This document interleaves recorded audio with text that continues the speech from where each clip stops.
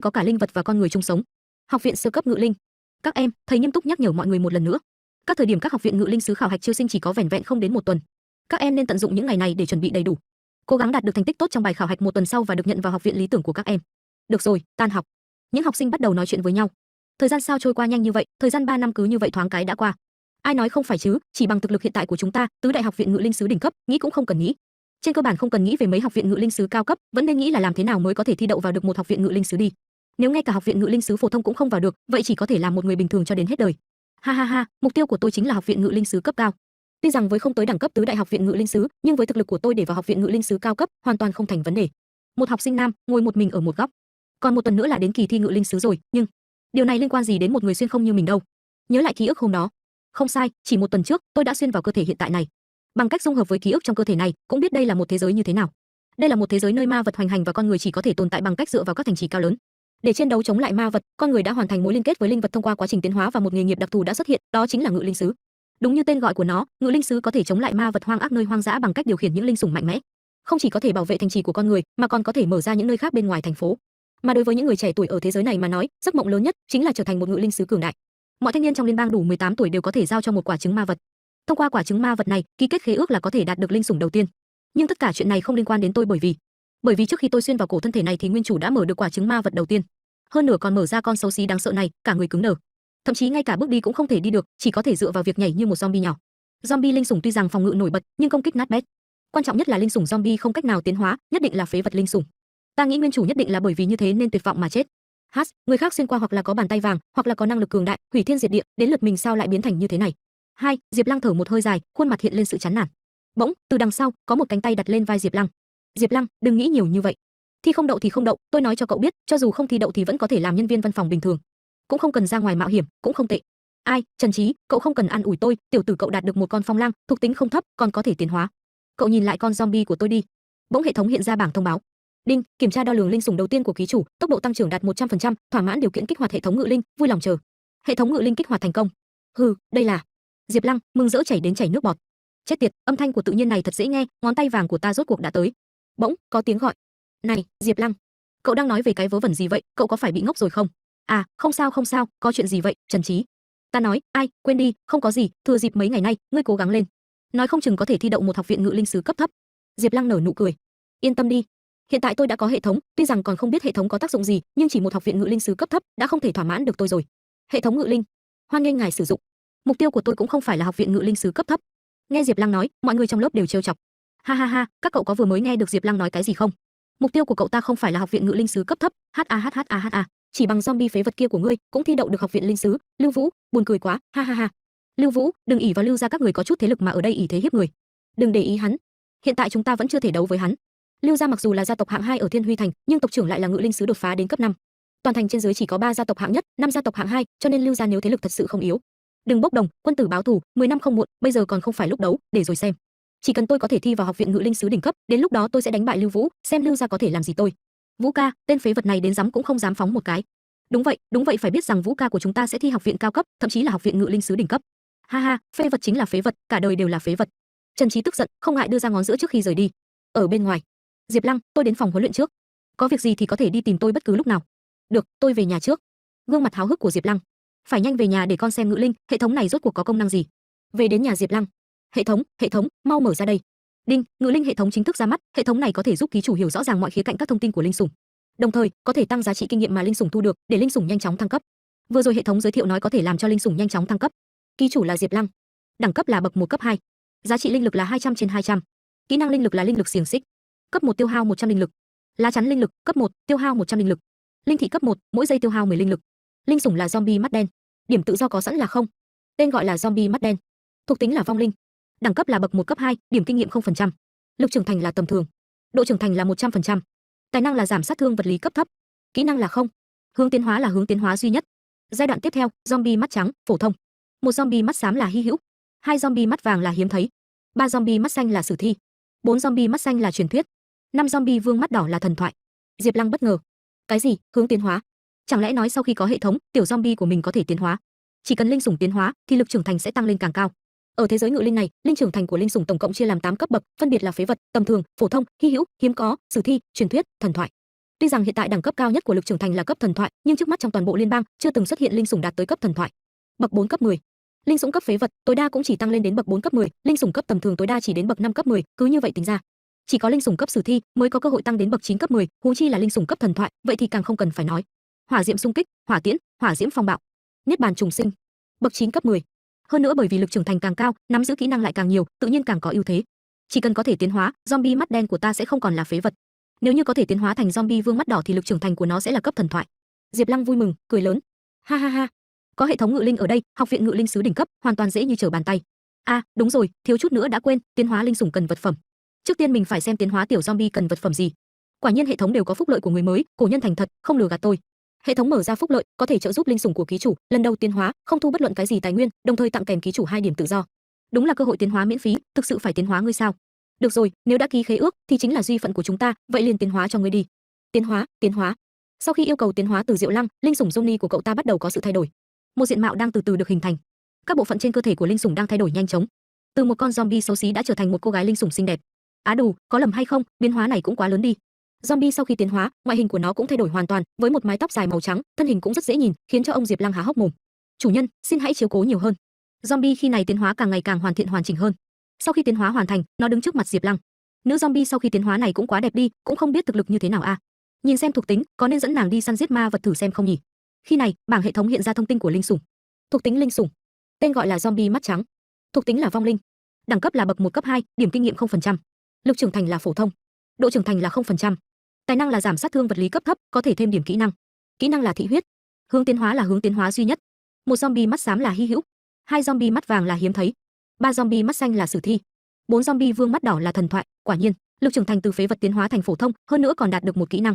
Thị huyết là khi ký chủ chiến đấu với mục tiêu địch nhân và gây sát thương cho đối phương, có thể hồi phục thương thể, tăng mạnh lực công kích cho bản thân, liên tục 3 phút, thời gian làm mát 5 phút. Mặc dù có thời Gina làm mạnh, nhưng kỹ năng này có thể trị liệu thương thể, cung cấp sức chiến đấu bền bỉ hơn. Khả năng hút máu kết hợp với khả năng giảm sát thương, lực sát thương rất ấn tượng, luồng ra của hấp huyết nhục thuẫn. Hệ thống thêm điểm tài năng và thêm điểm kỹ năng, cần tiêu hao cái gì? Điểm tự do. Có thể thêm điểm tài năng cũng có thể thêm điểm kỹ năng, chỉ cần tiêu hao điểm tự do thì có thể tiến hành thêm điểm, ký chủ hiện tại có thể thêm vào 2 điểm. Điểm tự do không chỉ có thể dùng để thêm điểm cho tài năng và kỹ năng của linh vật, đồng thời linh kỹ ký chủ nắm giữ cũng có thể sử dụng điểm tự do để tiến hành thăng cấp. Lại còn có thể thăng cấp linh kỹ. Ngự linh sư nắm giữ có linh kỹ, cần thông qua học tập mới có thể khống chế. Hiện tại trong trường học cũng chỉ là dạy 3 loại linh kỹ theo thứ tự là linh lực xiềng xích, linh lực thuẫn, với linh thị. Linh kỹ của ngự linh sứ muốn thăng cấp cũng rất khó khăn, cần tốn rất nhiều thời gian tu luyện mới được. Nhưng hiện tại linh lực của ta quá ít, thăng cấp linh kỹ tiêu hao quá lớn, thật không đáng. Với số điểm còn lại, hay là trước cứ thêm điểm cho zombie mắt trắng đi. Có thể thêm điểm tài năng. Giảm sát thương ma thuật cấp thấp là giảm nhẹ sát thương thể loại ma pháp với biên độ nhỏ. Siêu tốc tái sinh là chỉ cần không bị tiêu diệt trong nháy mắt, vô luận thương thể nghiêm trọng cỡ nào, đều có thể chữa trị với tốc độ cực nhanh, cần tiêu hao thể lực. Có thể thêm điểm kỹ năng. Cuồng huyết là dần dần tiêu hao lượng máu của bản thân, cường hóa lực lượng và tốc độ bản thân trên diện rộng, sau đó lượng máu giảm xuống đến trình độ nhất định sẽ tự động dùng lại. 3 kỹ năng đều thật mạnh a. Nhưng mà zombie thì nên có dáng vẻ của zombie, không có siêu tốc tái sinh sao được, thứ này bắt buộc phải có. Siêu tốc tái sinh là chỉ cần không bị tiêu diệt trong nháy mắt, vô luận thương thể nghiêm trọng cỡ nào, đều có thể chữa trị với tốc độ cực nhanh, cần tiêu hao thể lực. Chỉ cần linh sủng không chết, các bộ phận đều có thể tái sinh vô hạn, quả thực khó giải. Kỹ năng siêu tốc tái sinh được kích hoạt. Linh sủng cũng là một loại sinh vật, sẽ bị thương, sẽ tử vong. Linh sủng ở thời điểm chiến đấu, nếu như bị thương không cách nào khôi phục, cũng rất phiền toái, loại thủ đoạn bảo mệnh siêu tốc tái sinh này nhất định phải chọn. Có thể thêm điểm kỹ năng. Cuồng huyết là dần dần tiêu hao lượng máu của bản thân, cường hóa lực lượng và tốc độ bản thân trên diện rộng, sau đó lượng máu giảm xuống đến trình độ nhất định, sẽ tự động dùng lại. Sau khi sử dụng cuồng huyết sẽ dần dần giảm bớt lượng máu của bản thân, tăng lên lực lượng cùng tốc độ, lúc này lại phối hợp với kỹ năng thị huyết khôi phục lượng máu của bản thân thông qua tấn công kẻ địch. Lực lượng tăng, tốc độ tăng. Cứ tuần hoàn lặp đi lặp lại như này, nữ zombie của tôi thật sự có chút đáng sợ a. Thêm điểm kỹ năng cuồng huyết đi. Ha ha ha, Diệp Lăng khoái chí trước những phúc lợi được có. Hiện tại không thể gọi là zombie mắt đen nữa, mà là zombie mắt trắng. Làn da cũng mềm mại, hình như không khác gì da người bình thường. Bỗng nhiên, linh sủng của Diệp Lăng cất lên tiếng nói: "Chủ nhân, ngươi muốn làm gì sao?" Câu nói của linh sủng khiến Diệp Lăng kinh ngạc. Thật ngại quá, ngươi hiện tại thế mà có thể nói chuyện rồi. Lúc trước vẫn gọi ngươi là zombie, thật khó nghe. Nếu không sau này gọi ngươi là huyết u đi. Sao, ngươi thấy cái tên đó như thế nào, được chứ?" Zombie mắt trắng gật đầu, đồng ý với tên gọi mà chủ nhân đưa ra cho mình. "Được, vậy sau này gọi ngươi là huyết u nha." Tài năng cùng kỹ năng cộng lại tổng cộng có 4 cái. Thuộc tính linh sủng. Tên gọi là huyết u, zombie mắt trắng. Thuộc tính là vong linh. Đẳng cấp là bậc 1 cấp 2, điểm kinh nghiệm 0%. Lực trưởng thành là phổ thông. Độ trưởng thành là 0%. Tài năng là giảm sát thương vật lý cấp thấp, siêu tốc tái sinh. Kỹ năng là thị huyết, cuồng huyết, có thể thêm điểm kỹ năng. Hướng tiến hóa là hướng tiến hóa duy nhất. Một zombie mắt xám là hy hữu. 2 zombie mắt vàng là hiếm thấy. 3 zombie mắt xanh là sử thi. 4 zombie vương mắt đỏ là thần thoại. Hiện tại linh sủng của mình mạnh hơn so với linh sủng với ma vật có cùng sức mạnh tăng trưởng rất nhiều. Nhưng nếu muốn tiếp tục rể huyết u tiến hóa, nhất định phải đi săn giết càng nhiều ma vật. Đã đến thời khắc mở mang kiến thức rồi, thời khắc săn giết zombie sắp bắt đầu. Khoa học kỹ thuật tại liên bang tôi đang ở không tính là yếu, nhưng nó hơi khác so với công nghệ ở kiếp trước. Mặc dù cũng có xe hơi, máy bay và các phương tiện giao thông khác, nhưng cái giúp chúng ta hoạt động không phải là xăng hoặc điện, mà là linh lực. Linh lực có thể nói là động lực thúc đẩy mọi thiết bị, nhưng bất kể là ô tô hay khí cầu, đều chỉ có giới hạn trong thành phố. Ngoài thành phố là khu vực hoành hành, nếu dám lái xe ra ngoài, chẳng khác nào tự tìm đường chết. Phương tiện di chuyển trong khoảng cách ngắn vẫn là ô tô, nhưng mà nếu là qua lại giữa các thành phố thì an toàn nhất vẫn là khí cầu. Bởi vì liên bang đã sắp xếp ngự linh sứ cường đại tọa trấn ở trên phi thuyền, chỉ cần không gặp phải lượng lớn ma vật biết bay, phi thuyền an toàn trên cơ bản sẽ không có vấn đề gì. Ở liên minh, tiền tệ duy nhất chính là điểm tín dụng, giống như tiền kiếp trước. Sư phụ, cảm phiền đưa cháu đến cửa Nam. Cậu là học sinh trường Thiên Huy phải không? Một mình đi đến cửa Nam, đấy là nơi rất nguy hiểm a. Đến đó, tất nhiên là vì săn giết ma vật. Không sai, nơi đó đúng là một nơi rất nguy hiểm. Toàn bộ Thiên Huy thành chia làm 4 cửa đông, tây, nam, bắc. Mỗi cửa đều có trọng binh canh gác, chính là vì phòng ngừa ma vật xâm lấn. Diệp Lăng khi này cũng đã tới nơi phía Nam Thiên Huy thành. Có điều, hiện tại tôi cũng không còn là phế vật gì nữa. Đợi đã, xin vui lòng xuất trình chứng minh thư. Đây là chứng minh thư của tôi. Được rồi, người này an toàn, thông qua. Ở xung quanh thành thị đều có một ít ma thú cấp tương đối thấp, ma thú cao cấp bình thường đều cách thành thị khá xa. Ở nơi hoang dã, vẫn là cẩn thận một chút thì tốt hơn. Ra đây đi, huyết u. Vậy là Diệp Lăng triệu hồi linh sủng của mình ra. May mà ta sớm có chuẩn bị, trước tiên nhìn xem ma vật phân bố ở phụ cận cửa Nam. Táng cốt khâu. Loại vong linh của ma vật xương khô ở nơi này đẳng cấp không cao, hơn nữa còn có thể thu thập vật phẩm tiến hóa cho huyết u. Chính là chỗ này, huyết u, chúng ta xuất phát. Diệp Lăng và huyết u tiến sau vào rừng. Lần thứ nhất tiến hóa là hệ thống miễn phí cấp cho, mà sau này vật phẩm tiến hóa phải cần chính mình tự đi thu thập. Zombie mắt trắng phổ thông đã đạt được. Thuộc tính linh sủng, tên gọi là huyết u, zombie mắt trắng, thuộc tính là vong linh, đẳng cấp là bậc 1 cấp 2, điểm kinh nghiệm là 0%, lực trưởng thành là phổ thông, độ trưởng thành là 0%, tài năng là giảm sát thương vật lý cấp thấp siêu tốc tái sinh, kỹ năng là thị huyết, cuồng huyết, có thể thêm điểm kỹ năng, hướng tiến hóa là hướng tiến hóa duy nhất, một là zombie mắt xám, hy hữu, hai là zombie mắt vàng, hiếm thấy phẩy 3 là zombie mắt xanh, sử thi, 4 là zombie mắt xanh, truyền thuyết phẩy 5 là zombie vương mắt đỏ, thần thoại. Zombie mắt xám, hy hữu chưa đạt được, vô hạ chi cốt là 0/1, hắc ám chi tâm là 0/1, thứ cấp là 0/10, hắc ám tinh huyết 0/10. Lần tiến hóa tiếp theo của huyết u cần 4 loại vật phẩm, vô hạ chi cốt, hắc ám chi tâm, tinh thể hắc ám thứ cấp 10 cái với hắc ám tinh huyết 10 cái. Mà ở táng cốt khâu này, có cơ hội thu được 2 loại vật phẩm. Vô hạ chi cốt, tinh thể hắc ám thứ cấp. Một loại chính là vô hạ chi cốt, còn một loại chính là tinh thể hắc ám thứ cấp. Là nơi này. Bỗng huyết u cảm nhận được gì đó. Sao thế, huyết u, điểm đến của chúng ta đến rồi. Có vong linh, khắp nơi đều là vong linh. Đúng vậy, chính là nơi này, chúng ta chính là tới nơi này săn giết vong linh. Sao đến một con cũng không thấy? Ta đã xem qua bản đồ, bên ngoài táng cốt khâu chính là khô lâu binh, thực lực ở khoảng bậc 1 cấp 3. Trong khi vẫn đang đi thì từ dưới đất có một bàn tay xương nắm lấy chân của Diệp Lăng. Gì vậy, cái tay này ở đâu ra thế này? Khi nhìn kỹ lại, xung quanh Diệp Lăng xuất hiện 3 vong linh khô lâu binh đang cố gắng bám lấy anh ta. Diệp Lăng lúc này nhận ra mình đang bị tấn công, khuôn mặt hiện lên có chút sợ hãi. Ngay lập tức, Diệp Lăng phải nhờ tới sự giúp đỡ của huyết u. Huyết u, lên cho ta, giải quyết mấy bộ xương khô này đi. Bỗng có thông báo xuất hiện. Nhiệm vụ mới. Cái quái gì thế này, lại còn có nhiệm vụ. Thông báo nhiệm vụ, trận chiến đấu đầu tiên, đánh chết 20 khô lâu binh, hoàn thành nhiệm vụ có thể đạt được 50% tiến độ kinh nghiệm cho linh sủng trước mắt. Phần thưởng này quả thật không cần độc thế chứ, tiến độ trực tiếp lên 50% điểm kinh nghiệm. Huyết u, lên cho ta. Giết cái đám không có mảnh vải che thân này đi. Trong chốc lát, chỉ vài chiêu thức huyết u đã tiêu diệt được những bộ xương kia. Bảng thông báo hiện lên. Đinh, linh sủng huyết u thành công tiêu diệt một khô lâu binh 1/20. Đinh, linh sủng huyết u thành công tiêu diệt một khô lâu binh 2/20. Đinh, linh sủng huyết u thành công tiêu diệt một khô lâu binh 3/20. Đinh, linh sủng huyết u thành công tiêu diệt một khô lâu binh 4/20. Cái này cũng quá biến thái đi, một chiêu liền tiêu diệt 4 khô lâu binh. Huyết u đã mạnh như vậy, ta đây còn trốn làm gì, trực tiếp nghiền nát nó. Thì lúc này, có thêm các khô lâu binh có vũ khí, tiến lên tấn công Diệp Lăng. Huyết u, tiêu diệt bọn nó, một bộ cũng không được lưu lại. Đám khô lâu binh cùng đôi mắt đỏ, gầm gừ chạy về phía trước. Huyết u bắt đầu nhảy lên cao, tay tung ra những nhát chém. Trên móng tay huyết u có thi độc, chỉ cần phá vỡ da của đối phương, thi độc sẽ xâm nhập vào thân thể kẻ địch. Nhưng mà đối với loại quái vật có đặc tính miễn dịch với hầu hết các tác động tiêu cực này, sẽ không có hiệu quả gì. Không sử dụng được thi độc, huyết u trực tiếp sử dụng móng vuốt của mình đánh tan nát bọn khô lâu binh. Đám khô dâu binh này tuy miễn cưỡng đạt tới bậc 1 cấp 2 hoặc cấp 3, nhưng đối với huyết u mà nói, vẫn còn kém xa. Bảng hệ thống lại hiện lên. Đinh, linh sủng huyết u thành công tiêu diệt một khô lâu binh 5/20. Đinh, linh sủng huyết u thành công tiêu diệt một khô lâu binh 6/20. Đinh, linh sủng huyết u thành công tiêu diệt một khô lâu binh 7/20. Tiêu diệt 6 bộ xương chỉ trong 1 phút, nhiệm vụ này không phải rất nhanh sẽ có thể hoàn thành rồi sao? Thế này cũng quá sảng khoái rồi đi. Những bộ xương khô vẫn lần lượt nhoi lên mặt đất. Nhìn gương mặt của Diệp Lăng có vẻ bọn khô lâu binh lần này khác bọn lúc nãy. Đám khô lâu binh lúc sau, mắt đỏ của bọn chúng cháy rực lên, điều này cũng hiểu được sức mạnh đột khô lâu binh này khác hẳn. Nhưng ánh mặt của huyết u vẫn không thay đổi, lạnh lùng và quyết đoán. Huyết u lao thẳng về phía trước cùng với bộ móng vuốt sắc nhọn của mình, đi tới đâu khô lâu binh tan nát tới đó. Bảng hệ thống hiện lên. Trận đấu hoàn thành, thành công tiêu diệt 20 khô lâu binh, thưởng cho linh sủng huyết u trước mắt 50% tiến độ giá trị kinh nghiệm. Một lúc đã đạt được 50% điểm kinh nghiệm, cộng thêm kinh nghiệm có được khi tiêu diệt những bộ xương này. Xông lên, huyết u, sắp được nâng cấp rồi. Khi có được đủ điểm kinh nghiệm, cơ thể của huyết u khi này phát sáng. Ha ha, thăng cấp rồi. Huyết u đã thăng cấp thành công. Chúc mừng linh sủng của ký chủ, huyết u thành công tăng lên tới bậc 1 cấp 5, khen thưởng điểm tự do nhân 1. Cái gì? Đột phá một lần, không nghĩ tới liền có kinh hỉ ngoài ý muốn. Không ngờ được thưởng một điểm tự do. Bây giờ điều quan trọng là huyết u phải thăng cấp nhanh hơn, một điểm tự do này vẫn là cho huyết u đi. Ma pháp giảm thương, cấp thấp, thăng cấp lên. Sức mạnh của huyết u đang dần được tăng lên. Lực công kích hiện tại là đủ rồi, lại tăng thêm cho ma kháng một chút đi, như vậy đối mặt với ma pháp công kích của kẻ địch cũng có thể chống chọi được. Huyết u, trên bản đồ có ghi ở gần đây có quân sĩ xương khô tinh anh. Đi nào, chúng ta đi tìm thôi. Gương mặt của huyết u xinh tươi, dường như rất hài lòng. Đi sau thêm vào trong rừng, Diệp Lăng lại gặp một bộ xương khô và còn có một cô gái khác. Kia chính là, Diệp Lăng ngạc nhiên. Một bộ xương cầm đao và có giáp bên ngoài. Quân sĩ xương khô. Và rồi quân sĩ xương khô lao tới tấn công cô gái vảy màu vàng kia. Khi thấy quân sĩ xương khô tấn công, nhưng cô gái kia dường như không chút lo sợ. Hừ, chỉ là một con quái tinh anh thôi hay sao? Diệp Lăng núp sau tảng đá quan sát tình hình. Quân sĩ xương khô lao nhanh về phía trước. Là cô ấy à? Hoắc Tiên Nhi lại bị cô ấy giành trước rồi. Bộ xương vẫn lao tới tấn công Hắc Tiên Nhi. Diệp Lăng bất ngờ khi không thấy linh sủng của cô gái. Hả? Linh sủng của cô ấy đâu? Không phải là muốn tự mình đối phó với quân sĩ xương khô chứ? Dường như có gì đó xảy ra, làm cho Diệp Lăng bất ngờ. À, đây là Địa Thương Long. Thì ngay lập tức một con rồng vàng to lớn được Hoắc Tiên Nhi triệu hồi ra. Địa Thương Long thuộc loại Á Long, lực trưởng thành là hy hữu, Địa Thương Long ở trong nhóm linh sủng khởi điểm được xem là tương đối cao. Hoắc Tiên Nhi ra lệnh cho Địa Thương Long. Địa Thương Long, tốc chiến tốc thắng, đừng chơi nữa. Khi nghe được lệnh, Địa Thương Long phô trương sức mạnh của mình. Địa Thương Long lao tới trước mặt quân sĩ xương khô, dùng khuôn mặt ngầu lòi của mình nhìn chằm chằm vào quân sĩ xương khô, và sau đó bắt đầu tấn công quân sĩ xương khô. Chỉ với một cú đánh bằng đuôi đã gãy xương của quân sĩ xương khô. Quân sĩ xương khô khi này nằm dẹp trên mặt đất chờ ăn đòn. Quá mạnh, chênh lệch sức mạnh giữa Địa Thương Long và xương khô quá khác biệt. Địa Thương Long hét lớn, thị uy sức mạnh. Bỗng ánh mắt của nó trở nên sắc lạnh. Sau đó, sử dụng đôi chân to lớn cùng với móng vuốt của mình hướng về quân sĩ xương khô. Quân sĩ xương khô nằm dưới đất sợ hãi. Sau một vồ của Địa Thương Long, quân sĩ xương khô đã biến thành một làn khói tím bay lên. Lúc này Hoắc Tiên Nhi mở nắp một cái lọ ra. Làn khói tím của quân sĩ xương khô đã bị hút vào bên trong. Hồn hỏa hạ xuống, hạch tâm của ma vật loại khô lâu. Nha đầu này đúng là giàu có, còn mang theo hồn binh thu thập hồn hỏa, Hoắc gia không hổ là một trong tam đại gia tộc của Thiên Huy thành. Địa Thương Long, làm không tệ. Trốn trốn tránh tránh làm cái gì, ra đây. Háo ra, Hoắc Tiên Nhi đã phát hiện có người đang lén lút theo dõi cô ấy từ này giờ.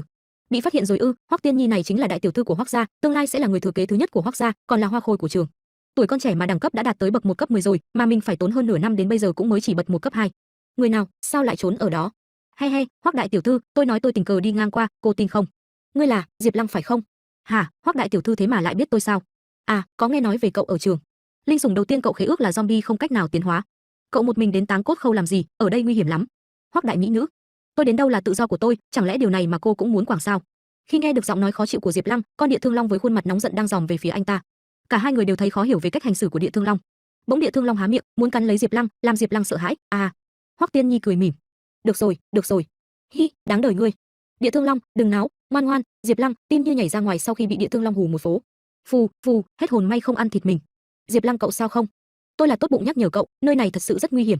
Không phải nơi cậu nên đến, vẫn nên nhanh chóng trở về đi. Diệp Lăng thốt lớn. Không cần đâu. Tôi có thể tự chịu trách nhiệm cho sự an toàn của mình, không làm phiền Hoắc đại mỹ nữ phải lo lắng. Hừ, cô nghĩ cô là ai? Diệp Lăng quay người rời đi, Địa Thương Long đang nhìn theo Diệp Lăng, có lẽ nó không thích thái độ Diệp Lăng chút nào. Không có việc gì nữa thì tôi đi trước. Cô cho rằng tôi vẫn là phế vật trước kia sao? Ha ha ha. Tạm biệt cô, tôi đi đây. Địa Thương Long lén nhìn chủ nhân. Đáng giận, tốt bụng quan tâm cậu, vậy mà không biết cảm kích. Tôi ngược lại muốn xem một tên phế vật như cậu đến Táng Cốt Khâu để làm gì. Đến cả năm ba cũng không có mấy người dám một mình đến Táng Cốt Khâu. Thu hồi linh ấn. Cái tên năm nhất đếm ngược từ dưới lên như cậu. Để tôi xem cậu đang làm cái quỷ gì. Hoắc Tiên Nhi lén lút đi sau, theo dõi Diệp Lăng. Dường như hành động của Hoắc Tiên Nhi đã bị Diệp Lăng cũng đã phát hiện ra. Người phụ nữ này rốt cuộc muốn làm gì? Hoắc Tiên Nhi vẫn chăm chú theo dõi Diệp Lăng, không biết là mình đã bị phát hiện. Quên đi, mặc kệ cô ấy, vẫn là thăng cấp quan trọng hơn. Thì đột nhiên xuất hiện một đám quân sĩ xương khô. Tới tận một bầy quân sĩ xương khô luôn à? Đây là trung kế rồi. Rất nhiều quân sĩ xương khô đang tiến tới chỗ Diệp Lăng. Chết tiệt, cùng lúc đi ra nhiều như vậy. Hoắc Tiên Nhi cảm thấy không lành cho Diệp Lăng. Ngu ngốc, ba quân sĩ xương khô này, vẫn còn một đám khô lâu binh nhiều như thế. Lần này ngươi thảm rồi. Đám quân sĩ xương khô nhìn Diệp Lăng với ánh mắt đầy sát khí. Một quân sĩ xương khô tiến lại gần chỗ Diệp Lăng. Nó vung kiếm lên, chuẩn bị chém vào Diệp Lăng. Ngay lập tức, xương khô tấn công về phía Diệp Lăng. Diệp Lăng nhanh chóng triệu hồi huyết u ra. Ra đây đi, huyết u. Ngay sau đó, huyết u được triệu hồi, đứng trước mặt của Diệp Lăng. Những con quân sĩ xương khô bị hất bay ra xa khi huyết u xuất hiện. Hoắc Tiên Nhi bất ngờ với linh sủng do Diệp Lăng tạo ra. Đây là zombie, vì sao lại đẹp như vậy? Là linh sủng biến dị hay là tiến hóa, điều này sao có thể? Diệp Lăng ra lệnh cho huyết u. Huyết u, lên, giết quân sĩ xương khô cho ta. Huyết u lao về phía quân sĩ xương khô. Quân sĩ xương khô tỏ ra cảnh giác. Bọn chúng dùng khiên đỡ lấy cú đánh của huyết u. Đúng là vong linh cấp cao có khác, biết sử dụng khiên để chặn đòn tấn công. Nhưng tiếp theo, huyết u di chuyển ra sau lưng đám quân sĩ xương khô, dùng tay còn lại tấn công vào đầu quân sĩ xương khô. Sau đòn tấn công, cả giáp mũ và đầu của quân sĩ xương khô đều vỡ ra. Thế là lần lượt từng con quân sĩ khô lâu tinh anh đã bị tiêu diệt một cách gọn gàng. Huyết u toát lên một sức mạnh tiềm ẩn mà chưa khám phá hết được. Hoắc Tiên Nhi cảm thấy rén khi thấy được sức mạnh của huyết u, đây, zombie này cũng mạnh quá đi. Cái này cũng không tính là gì, trò hay còn ở phía sau kìa. Đột nhiên, thông báo lại xuất hiện. Thông báo nhiệm vụ tiêu diệt 20 quân sĩ xương khô 0/20 có thể đạt được 50% tiến độ kinh nghiệm cho linh sủng trước mắt, một bộ trang phục chuyên dụng cho linh sủng. Thông báo nhiệm vụ bách cốt chảm tiêu diệt 100 quân sĩ xương khô, linh sủng có thể trực tiếp tăng lên cấp 1. Hai nhiệm vụ tiếp theo vừa có trang bị, còn có thể thăng cấp. Nhưng phải giết 100 bộ xương khô, quả thật có chút mệt. Đang nói thì các bộ xương lại chạy đến gào lớn. Quả nhiên như thế. Huyết u, cuồng huyết. Cuồng huyết, huyết u chảy máu từ miệng ra. Sau khi cuồng huyết, sức mạnh của huyết u được tăng cao nhanh chóng. Cuồng huyết hao tổn tính mạng của mình, nhưng không ngừng đề cao tốc độ cùng sức mạnh của bản thân. Zombie tự mang kỹ năng hút máu, phối hợp với cuồng huyết này cũng quá biến thái đi. Huyết U dường như đã chuẩn bị tinh thần chiến đấu. Nó lao tới với tốc độ nhanh như gió, giết từng thây khô chỉ trong chốc lát. Tất cả đều lũ lượt vụn vỡ dưới chiêu thức của Huyết U. Lúc này, còn một quân sĩ xương khô đang chạy tới. Diệp Lăng nở nụ cười. Vừa lúc thử xem hiệu quả của linh kỳ này. Linh lực xiềng xích. Sau khi kích hoạt linh lực, các dây xích hiện ra trói lấy quân sĩ. Xiềng xích trói càng lúc càng chặt, làm cho quân sĩ Khô Lâu Tinh Anh không thể chống cự, linh lực xiềng xích phát huy tác dụng. Sau khi bị trúng năng lực xiềng xích, quân sĩ Khô Lâu Tinh Anh chỉ biết nằm im dưới đất. Huyết U, lên tiêu diệt nó đi. Theo lời chủ nhân, Huyết U nhanh chóng di chuyển đến chỗ Khô Lâu binh. Cùng một ánh mắt lạnh lùng, Huyết U nhìn thẳng về phía mục tiêu. Khi đã sát mục tiêu, Huyết U dậm một chân làm trụ, chân còn lại Huyết U đưa lên cao, tư thế cho một đòn đánh mạnh. Thế là không cần chần chừ, Huyết U tung ra một cú đá thật mạnh vào đầu của Khô Lâu binh, khiến cho cơ thể Khô Lâu văng ra khắp nơi. Một sức mạnh áp đảo hoàn toàn đối thủ, trước sự chứng kiến của chủ nhân Diệp Lăng và cô gái Hoắc Tiên Nhi đang nhìn lén ở phía xa. Hoắc Tiên Nhi khi này cũng rất ngạc nhiên về sức mạnh của Huyết U. Cuồng huyết này thật khủng bố, xem ra địa thương long của mình cũng không phải đối thủ của nó. He, tuyệt lắm Huyết U. Đây đúng là một bất ngờ lớn. Huyết U, nhanh chóng giải quyết trận chiến đi. Huyết U quay nhìn về phía xa, còn có thêm một tốp Khô Lâu binh chưa được xử lý. Khi này Huyết U liếc nhìn một cái, thì trong nháy mắt đã di chuyển đến trước mặt đám Khô Lâu binh kia rồi. Đám Khô Lâu binh vô cùng bất ngờ, nhưng mọi thứ đã quá muộn khi móng vuốt của Huyết U đã chuẩn bị sẵn sàng tiễn bọn chúng đi rồi. Chỉ với một cú cua tay, đã xử được vài tên Khô Lâu binh. Với tốc độ được nâng cấp, Huyết U di chuyển nhanh chóng giữa đám Khô Lâu binh mà đến cả mắt thường cũng không nhìn rõ. Trong khi đám Khô Lâu binh vẫn chưa biết chuyện gì vừa xảy ra, thì bọn đã xử lý xong xuôi rồi. Khi Huyết U dừng lại, thì cũng là lúc đám Khô Lâu binh được dọn dẹp nhanh gọn. Xương sọ của quân sĩ xương khô cứng rắn nhất, thế mà lại bị linh sủng của hắn đâm thủng. Không thể ngờ được phế vật ngày thường này lại trở thành đối thủ lớn nhất của mình khi tiến vào học viện ngự linh sứ đỉnh cấp. Không được, mình không thể cứ thể bỏ cuộc được. Diệp Lăng lúc này đang suy nghĩ về điều gì đó. Anh Át bắt đầu nhặt lên một cái đầu lâu, có vẻ đang tìm thứ gì đó. Tiêu diệt nhiều quân sĩ xương khô như vậy, sao không thấy rơi xuống thứ gì tốt nhỉ? Ai, nhặt đầu quá rắc rối rồi. Nếu tự động nhặt thì tốt biết mấy. Có bảng thông báo kìa. Phát hiện nhu cầu của vật chủ hiện tại.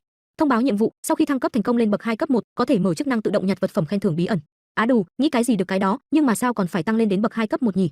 Ta bây giờ mới chỉ là bậc 1 cấp 3, còn cách rất xa mới đến bậc 2, chỉ có thể từ từ nhặt lên thôi. Hả, cái gì đây, còn phát sáng. Đây là, có phải là vô hạ chi cốt? Không sai, đây chính là một trong những vật phẩm cần thiết để Huyết U tiến hóa đến giai đoạn tiếp theo, vô hạ chi cốt. Thật không ngờ vậy mà dễ dàng như vậy đã có được loại vật phẩm tiến hóa thứ nhất. Xem ra vận may tới, muốn cản cũng không cản được. Ở Táng Cốt Khâu có thể thu được vật phẩm tiến hóa cho Huyết U, tổng cộng cũng chỉ có vô hạ chi cốt với tinh thể hắc ám thứ cấp. Huyết U, đi thôi, tìm kiếm mục tiêu kế tiếp, nhiệm vụ còn thiếu rất nhiều con kìa. Được thôi, chủ nhân. Mấy tiếng sau, xuất hiện thêm một nhóm quân sĩ xương khô trước mặt Huyết U. Trang phục Huyết U khi này cũng đã bị rách rới. Đám Khô Lâu binh khi này gầm gừ, chúng ngay lập tức nhảy lên tấn công về phía Huyết U, nhưng chưa làm gì được Huyết U thì đã bốc hơi mất rồi. Đám Khô Lâu binh còn lại cũng bắt đầu dè chừng lại. Huyết U khi này cũng đã tập hợp được đủ sức mạnh của mình. Những con Khô Lâu binh khác khi này cũng bắt đầu tấn công Huyết U. Đột nhiên, Huyết U từ đâu xuất hiện ra sau lưng bọn chúng, trên tay tích tụ một luồng sức mạnh và đập một phát, đã khiến đám Khô Lâu binh tan nát. Cái đầu của Khô Lâu binh lăn tới dưới chân Diệp Lăng. Khi này, có thông báo hiện lên. Có thông báo kìa. Thành công hoàn thành nhiệm vụ, tiêu diệt quân sĩ đầu lâu 20/20, đạt được 50% tiến độ kinh nghiệm, một bộ trang phục dành riêng cho Huyết U. Cộng thêm 50% này, Huyết U trực tiếp có 80% kinh nghiệm. Tốc độ thăng cấp này, trước kia thật sự là nghĩ cũng không dám nghĩ a. Huyết U chuyên môn, nghe thường huyết y là kỹ năng chống lại các cuộc tấn công vật lý và ma thuật nhất định một cách hiệu quả, với chức năng ngắn gọn và không thể bị phá hủy, trang bị chuyên dụng, chỉ giới hạn cho Huyết U sử dụng. Huyết U, cô lại đây, tôi có chuyện này cần nói. Quần áo này thuộc tính không tệ, ngươi mau thay đi. Vâng chủ nhân. Thế là Huyết U bắt đầu thay trang phục mới. Vãi thật, cô thay đồ kiểu này, ai chịu được cơ chứ? Thế là chỉ vài động tác nhanh gọn, Huyết U đã thay xong đồ do chủ nhân của mình đưa. Trang phục cũng rất vừa khớp với Huyết U. Được rồi, giờ cô đi thử xem. Cùng lúc này, cũng có một số Khô Lâu binh xuất hiện. Thì bỗng nhiên, có một cái gì đó vừa bay vụt qua đám Khô Lâu, khiến chúng cũng rất ngỡ ngàng. Khi nhìn lại thì Huyết U đã di chuyển còn nhanh hơn lúc đầu, đám Khô Lâu binh không hiểu vì sao mình lại bị xử lý nhanh vậy. Chà, chiếc váy này có chức năng tự phục hồi. Lần này có thể mặc bộ này một thời gian rồi. Khi có được trang phục mới, Huyết U tấn công dữ dội hơn mà không lo giảm đi sức lực. Thăng cấp bậc. Thật sự là không thể tin được, một ngày liền thăng 2 cấp, trực tiếp lên tới bậc 1 cấp 4. Chúc mừng linh sủng Huyết U của ký chủ, thành công đạt tới bậc 1 cấp 4, nhận điểm miễn phí nhân 1. Thời gian không còn sớm, ma vật ban đêm quá nguy hiểm, hay là về trước đã. Huyết U, đi, chúng ta về nhà. Vâng, chủ nhân. Màn đêm buông xuống. Tại khu chung cư của Diệp Lăng đang xem lại thông tin của bản thân. Ký chủ là Diệp Lăng, đẳng cấp là bậc 1 cấp 4, giá trị linh lực là 400/400, kỹ năng linh lực là linh lực xiềng xích cấp 1, lá chắn linh lực cấp 1, linh thị cấp 1, linh sủng là Huyết U, điểm tự do là 1, tên gọi là Huyết U zombie mắt trắng, thuộc tính là vong linh, đẳng cấp là bậc 1 cấp 4, điểm kinh nghiệm là 0%, lực trưởng thành là phổ thông, độ trưởng thành là 10,2%, trang bị là nghe thường thuyết y dành riêng cho Huyết U, tài năng là giảm sát thương vật lý cấp thấp, siêu tốc tái sinh, ma pháp giảm thương tích cấp thấp, kỹ năng là thị huyết, cuồng huyết. Chỉ trong một ngày ngắn ngủi, mình và Huyết U đã có biến hóa nghiêng trời lệch đất. Cách ngày học viện tuyển chọn chỉ còn lại có mấy ngày, những ngày này mình phải cố gắng tận dụng đánh quái và thăng cấp. Cứ quyết định như vậy, ngày mai sẽ gọi điện cho giáo viên xin nghỉ. Trời cùng đã về khuya, tại một ngôi biệt thự nào đó, có ai đó đang tập luyện ở ngoài khuôn viên của biệt thự. Linh lực xiềng xích, hóa ra đó là Hoắc Tiên Nhi đang tập luyện. Phù phù, HOAC Tiên Nhi thở hổn hển. Làm sao có thể, mình không muốn thua hắn. Tiên Nhi, cha đó à, gọi con chuyện gì thế? Đã trễ thế mà sao con vẫn chưa ngủ vậy? Cha, hôm nay con thật sự nhìn thấy một con zombie tiến hóa. Tiên Nhi, con nhất định là nhìn lầm rồi, cương thi không có khả năng tiến hóa. Tiên Nhi, tuy rằng việc học viện tuyển chọn rất quan trọng, nhưng con cũng không cần tạo áp lực lớn cho bản thân như vậy, chỉ cần cố gắng hết sức là được. Con biết rồi, cha. Mau đi ngủ đi. 3 ngày sau, tại thành phố hiện đại của Thiên Huy Thành, chính là hôm nay rồi, ngày tuyển chọn học viện, trung tâm Thiên Huy Thành, phủ thành chủ. Nơi đây tập trung rất nhiều phi thuyền bay. Khi này, có một nhóm phi thuyền bay tới. Đây chính là phi thuyền của tứ đại học viện Ngự Linh a, thật sự là có khí thế. Ha ha ha, các vị rốt cuộc cũng tới, nhưng cũng để cho ta chờ lâu quá a. Thành chủ Thiên Huy Thành, Thượng Lăng không? Thượng thành chủ, để ngài chờ lâu rồi. Đại diện học viện Thanh Long, Lục Phong bậc 7 cấp 8. Thượng thành chủ khảo hạch tuyến chọn năm nay, lại phải quấy rầy rồi. Đại diện học viện Bạch Hổ, Bạch Đồng bậc 7 cấp 7. Ha ha, đại biểu một đường vất vả rồi. Thượng thành chủ, xin chào, đây là lần đầu tiên chúng ta gặp mặt, ta là Hoắc Linh, người Hoắc gia Thánh Thành. Đại diện học viện Huyền Vũ, Hoắc Linh bậc 7 cấp 7. Lần này là đại diện của Ngự Linh sứ Huyền Vũ, tôi đặc biệt đến đây vì tiểu cô nương từ gia tộc nhánh của chúng tôi, để xem cô ấy có thực lực tài giỏi như lời đồn hay không. Ồ, Hoắc tiểu thư, rất vui được gặp. Hoắc Tiên Nhi của Hoắc gia đúng là thiên tài trăm năm khó gặp. Trong nhóm thế hệ trẻ của Thiên Huy Thành, cô ấy luôn đứng trong nhóm đầu. Được rồi, thí sinh chờ không nổi nữa rồi kìa. Đại diện học viện Ngự Linh sứ Chu Tước, Hồng tụ bậc 7 cấp 8. Được, việc này không nên chậm trễ, vậy chúng ta liền trực tiếp đi đến sân khảo hạch thôi. Tại sân khảo hạch, rất nhiều học viên đã tập trung từ trước. Diệp Lăng, một người bạn đang tìm chàng trai Diệp Lăng của chúng ta. Tên tiểu tử này không phải là từ bỏ tuyển chọn rồi đấy chứ, nhiều ngày liền rồi đều không liên lạc được. Lưu Vũ, Diệp Lăng lên tiếng. Tôi không đến muộn chứ? Tiểu tử này, mấy ngày nay rốt cuộc đang làm cái quái quỷ gì vậy, liên lạc cũng không liên lạc được với cậu. Nếu không phải thầy nói cậu xin nghỉ, tôi đã cho rằng cậu biến mất rồi. Yên tâm đi, mạng tôi rất lớn, làm sao có thể sẽ biến mất chứ, mấy ngày nay chẳng qua là đi tập luyện mà thôi. Này, Diệp Lăng, sao cảm giác cậu không còn giống trước kia nữa nhỉ? Không giống, có thể là bởi vì tôi sắp được nhận vào học viện Ngự Linh sứ đỉnh cấp đi. Những người xung quanh nghe vậy, liền chê cười Diệp Lăng. Loại như hắn mà muốn thi vào học viện Ngự Linh sứ đỉnh cấp, đúng là chuyện cười. Đúng thế, cũng không nhìn xem mình là thứ gì. Có một linh sủng phế vật, chỉ có thể trách hắn vận khí không tốt, từ nay về sau tự chỉ có thể là một người bình thường, để ý hắn làm gì. He, cứ cười đi, chỉ là sau hôm nay, mấy người sẽ không còn cơ hội cười nhạo tôi nữa đâu. Hử, ý cậu như thế là sao? Nhìn kìa, thầy hướng dẫn và thành chủ của tứ đại học viện đều đến. Tại điểm kiểm tra tuyển chọn xuất hiện một dạng năng lượng ngay giữa sân khấu. Thượng thành chủ cùng với tứ đại học viện Ngự Linh xuất hiện ngay sau đó. Thí sinh năm nay thật năng động, vậy thì nhanh chóng bắt đầu đi. Vâng, thành chủ. Mọi người yên lặng, sát hạch sẽ bắt đầu ngay. Tất cả mọi người chú ý đến khánh đài đây. Cứ chờ mà xem đi. Diệp Lăng tràn đầy sự tự tin của bản thân. Sắp bắt đầu rồi, tôi sẽ nói cho mọi người biết nội dung đánh giá lại lần nữa. Khảo hạch Ngự Linh sứ chia làm 2 phần đầu chính là bí cảnh sinh tồn. Tất cả học viện tham gia khảo hạch sẽ bị truyền tống đến một bí cảnh cố định, trong bí cảnh sẽ gặp phải sự vây công của ma thú bậc 1. Tất cả học viên phải sinh tồn 3 ngày ở trong bí cảnh này. Thí sinh thông qua khảo hạch phần 1 là có thể tiến hành khảo hạch phần 2. Phần 2 là khảo hạch đối chiến, các học viên sẽ phân tổ đối chiến, người thắng được thăng cấp, người thua sẽ tiến vào phần đánh giá phân loại tương ứng. Nếu như ở hiệp thứ nhất đã bị thua người, như vậy chúc mừng, ngươi chỉ có tư cách tiến vào học viện Ngự Linh sứ cấp thấp, số vòng càng cao, chiến thắng càng nhiều, cơ hội càng tăng lên. Cuối cùng top 10 sẽ đều có cơ hội tiến vào học viện Ngự Linh sứ cấp đỉnh. Bất kể tệ như thế nào, 10 người đứng đầu ít nhất cũng vào được học viện Ngự Linh sứ cấp cao. Nhắc nhở các em một chút, khảo hạch nhất định phải lượng sức mà làm, ngàn vạn lần không thể cậy mạnh, nếu không, có thể sẽ phải trả giá bằng chính sinh mệnh mình. Còn sống, quan trọng hơn bất cứ thứ gì, nếu chết, sẽ không còn gì nữa. Thầy ơi, thật sự sẽ chết người sao? Trong khảo hạch khắp nơi đều là nguy hiểm khó có thể đón được, đến lúc đó chỉ có thể dựa vào chính các em. Làm sao có thể sống sót trở ra thì tốt nhất. Hừ, đến đi, tôi chờ thời khắc này đã lâu rồi. Nhiệm vụ của hệ thống tới rồi. Đinh, thông báo nhiệm vụ, hoàn thành phần đánh giá đầu tiên của tuyển sinh học viện Ngự Linh sứ, khen thưởng linh lực kết tinh nhân 3. Trong bí cảnh chỉ có ma thú bậc 1, đối với mình bây giờ mà nói, hẳn là vô cùng đơn giản. Nhìn kìa, người xếp hàng đầu chính là Hoắc Tiên Nhi. Hử, đâu rồi ta? Sao không thấy tên gia hỏa đó nhỉ? Nghe nói Hoắc Tiên Nhi là tuyển thủ hạt giống trong khảo hạch lần này, mới học viện lớn đều đến để xem cô ấy. Vậy sao, Hoắc gia thế mà có thế lực đến thế? Ha ha, hôm nay ta muốn các ngươi nhìn xem ai mới là thiên kiêu. Khi này, mọi người đang chú ý hướng về khán đài. Các thí sinh yên lặng. Thượng thành chủ tạo ra một cổng dịch chuyển. Cánh cửa bí cảnh đã mở. Khảo hạch phần thứ nhất chính thức bắt đầu. Mọi người, hành động nhanh một chút, mau chóng tiến vào bí cảnh, tìm lấy vị trí tốt nhất. Chúng ta vào thôi.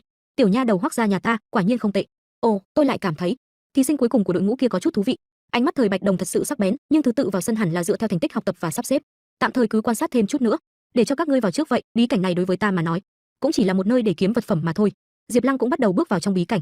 Bí cảnh phần 1 là một nơi gồm có 4 vùng đất khác nhau. Có thí sinh truyền tống vào nơi toàn cây xanh, còn có thí sinh thì lại rơi vào nước, có người thì lại rơi vào vùng đất sa mạc. Nơi này là đỉnh núi, thảo nào lạnh thế. Cứ đem huyết u triệu hoán ra trước tiên sẽ an toàn hơn một chút. Thế là Diệp Lăng triệu hồi huyết u ra. Huyết u xuất hiện với trang phục mới, nhìn rất là xinh đẹp. Đi thôi, huyết u, chúng ta phải xuống núi trước đã. Sao đã đi lâu vậy mà một thí sinh cũng không gặp được? Không chỉ như thế, ngay cả một ma thú cũng không thấy, lạ thật. Thì khi này, trên đầu Diệp Lăng xuất hiện một con chim lớn, cùng với một bộ móng vuốt sắc nhọn. Bỗng xuất hiện âm thanh lạ chói cả tai, ta thao. Khi này, Diệp Lăng nhìn lên trên đầu mình thì thấy một con chim to lớn đang tạo ra âm thanh chói tai đó. Là thiết dực điểu. Thiết dực điểu trưởng thành trên cơ bản đều là ma thú bậc 4, may quá, nhìn độ dài cánh dương này, hẳn là chỉ là con ấu điểu. Huyết u, dạy nó nên làm chim như thế nào? Vâng, chủ nhân. Thế là huyết u nhảy bật lên cao. Huyết u khi này đã nhảy lên tới chỗ thiết dực điểu. Cô ấy tung ra một cú đấm, trúng vào người thiết dực điểu. Thiết dực điểu bị đánh trúng, nó bắt đầu lo sợ và ngay lập tức bay đi, tránh xa chỗ Diệp Lăng. Ha ha, coi như ngươi chạy nhanh, lần sau sẽ không may mắn như vậy đâu. Đáng tiếc huyết u không biết bay, bằng không sẽ không để cho ngươi chạy mất. Linh sủng loại phi hành không tệ, lần sau ta nhất định cũng phải kiếm một con. Thiết dực điểu vừa bay vừa kêu quắc quắc, bên dưới nó có một hang động. Để tồn tại trong 3 ngày, trong sơn động tóm lại so với bên ngoài vẫn an toàn hơn một chút. Huyết u, chúng ta tạm thời sắp xếp ở sơn động này đi. Quắc quắc, tiếng kêu của thiết dực điểu khiến Diệp Lăng cảm thấy khó chịu. Phiền muốn chết, con thiết dực điểu này cứ đi theo chúng ta. Nếu như không giải quyết nó, đúng là ăn ngủ sẽ không yên. Con chim này một đường đi theo, cũng không dám công kích, hiển nhiên là sợ hãi huyết u, mà mục tiêu chân chính của nó là ta. Phải tìm cách dẫn dụ nó hạ xuống. Huyết u, ngươi trước không nên đi ra. Đến đây, tấn công tao đi. Diệp Lăng la lớn, cố tình gây sự chú ý với con thiết dực điểu.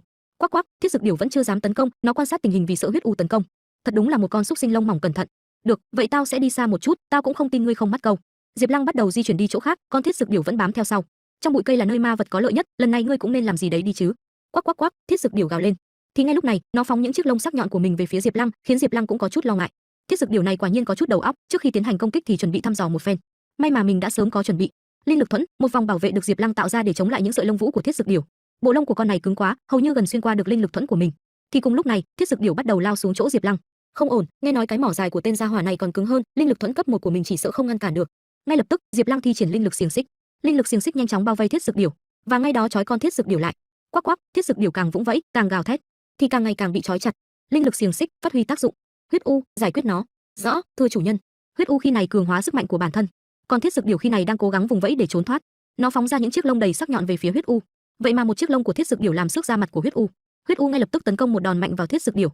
Thế là đã thành công xử lý được Thiết Dực Điểu cứ kêu điếc cả tai kia. Lần này bay không nổi nữa rồi nhỉ, để xem ngươi có những nguyên liệu tiến hóa nào. Thế mà là vật liệu tiến hóa cao cấp, những thứ này giá cả cũng không rẻ, chỉ là trước mắt ta vẫn chưa dùng được.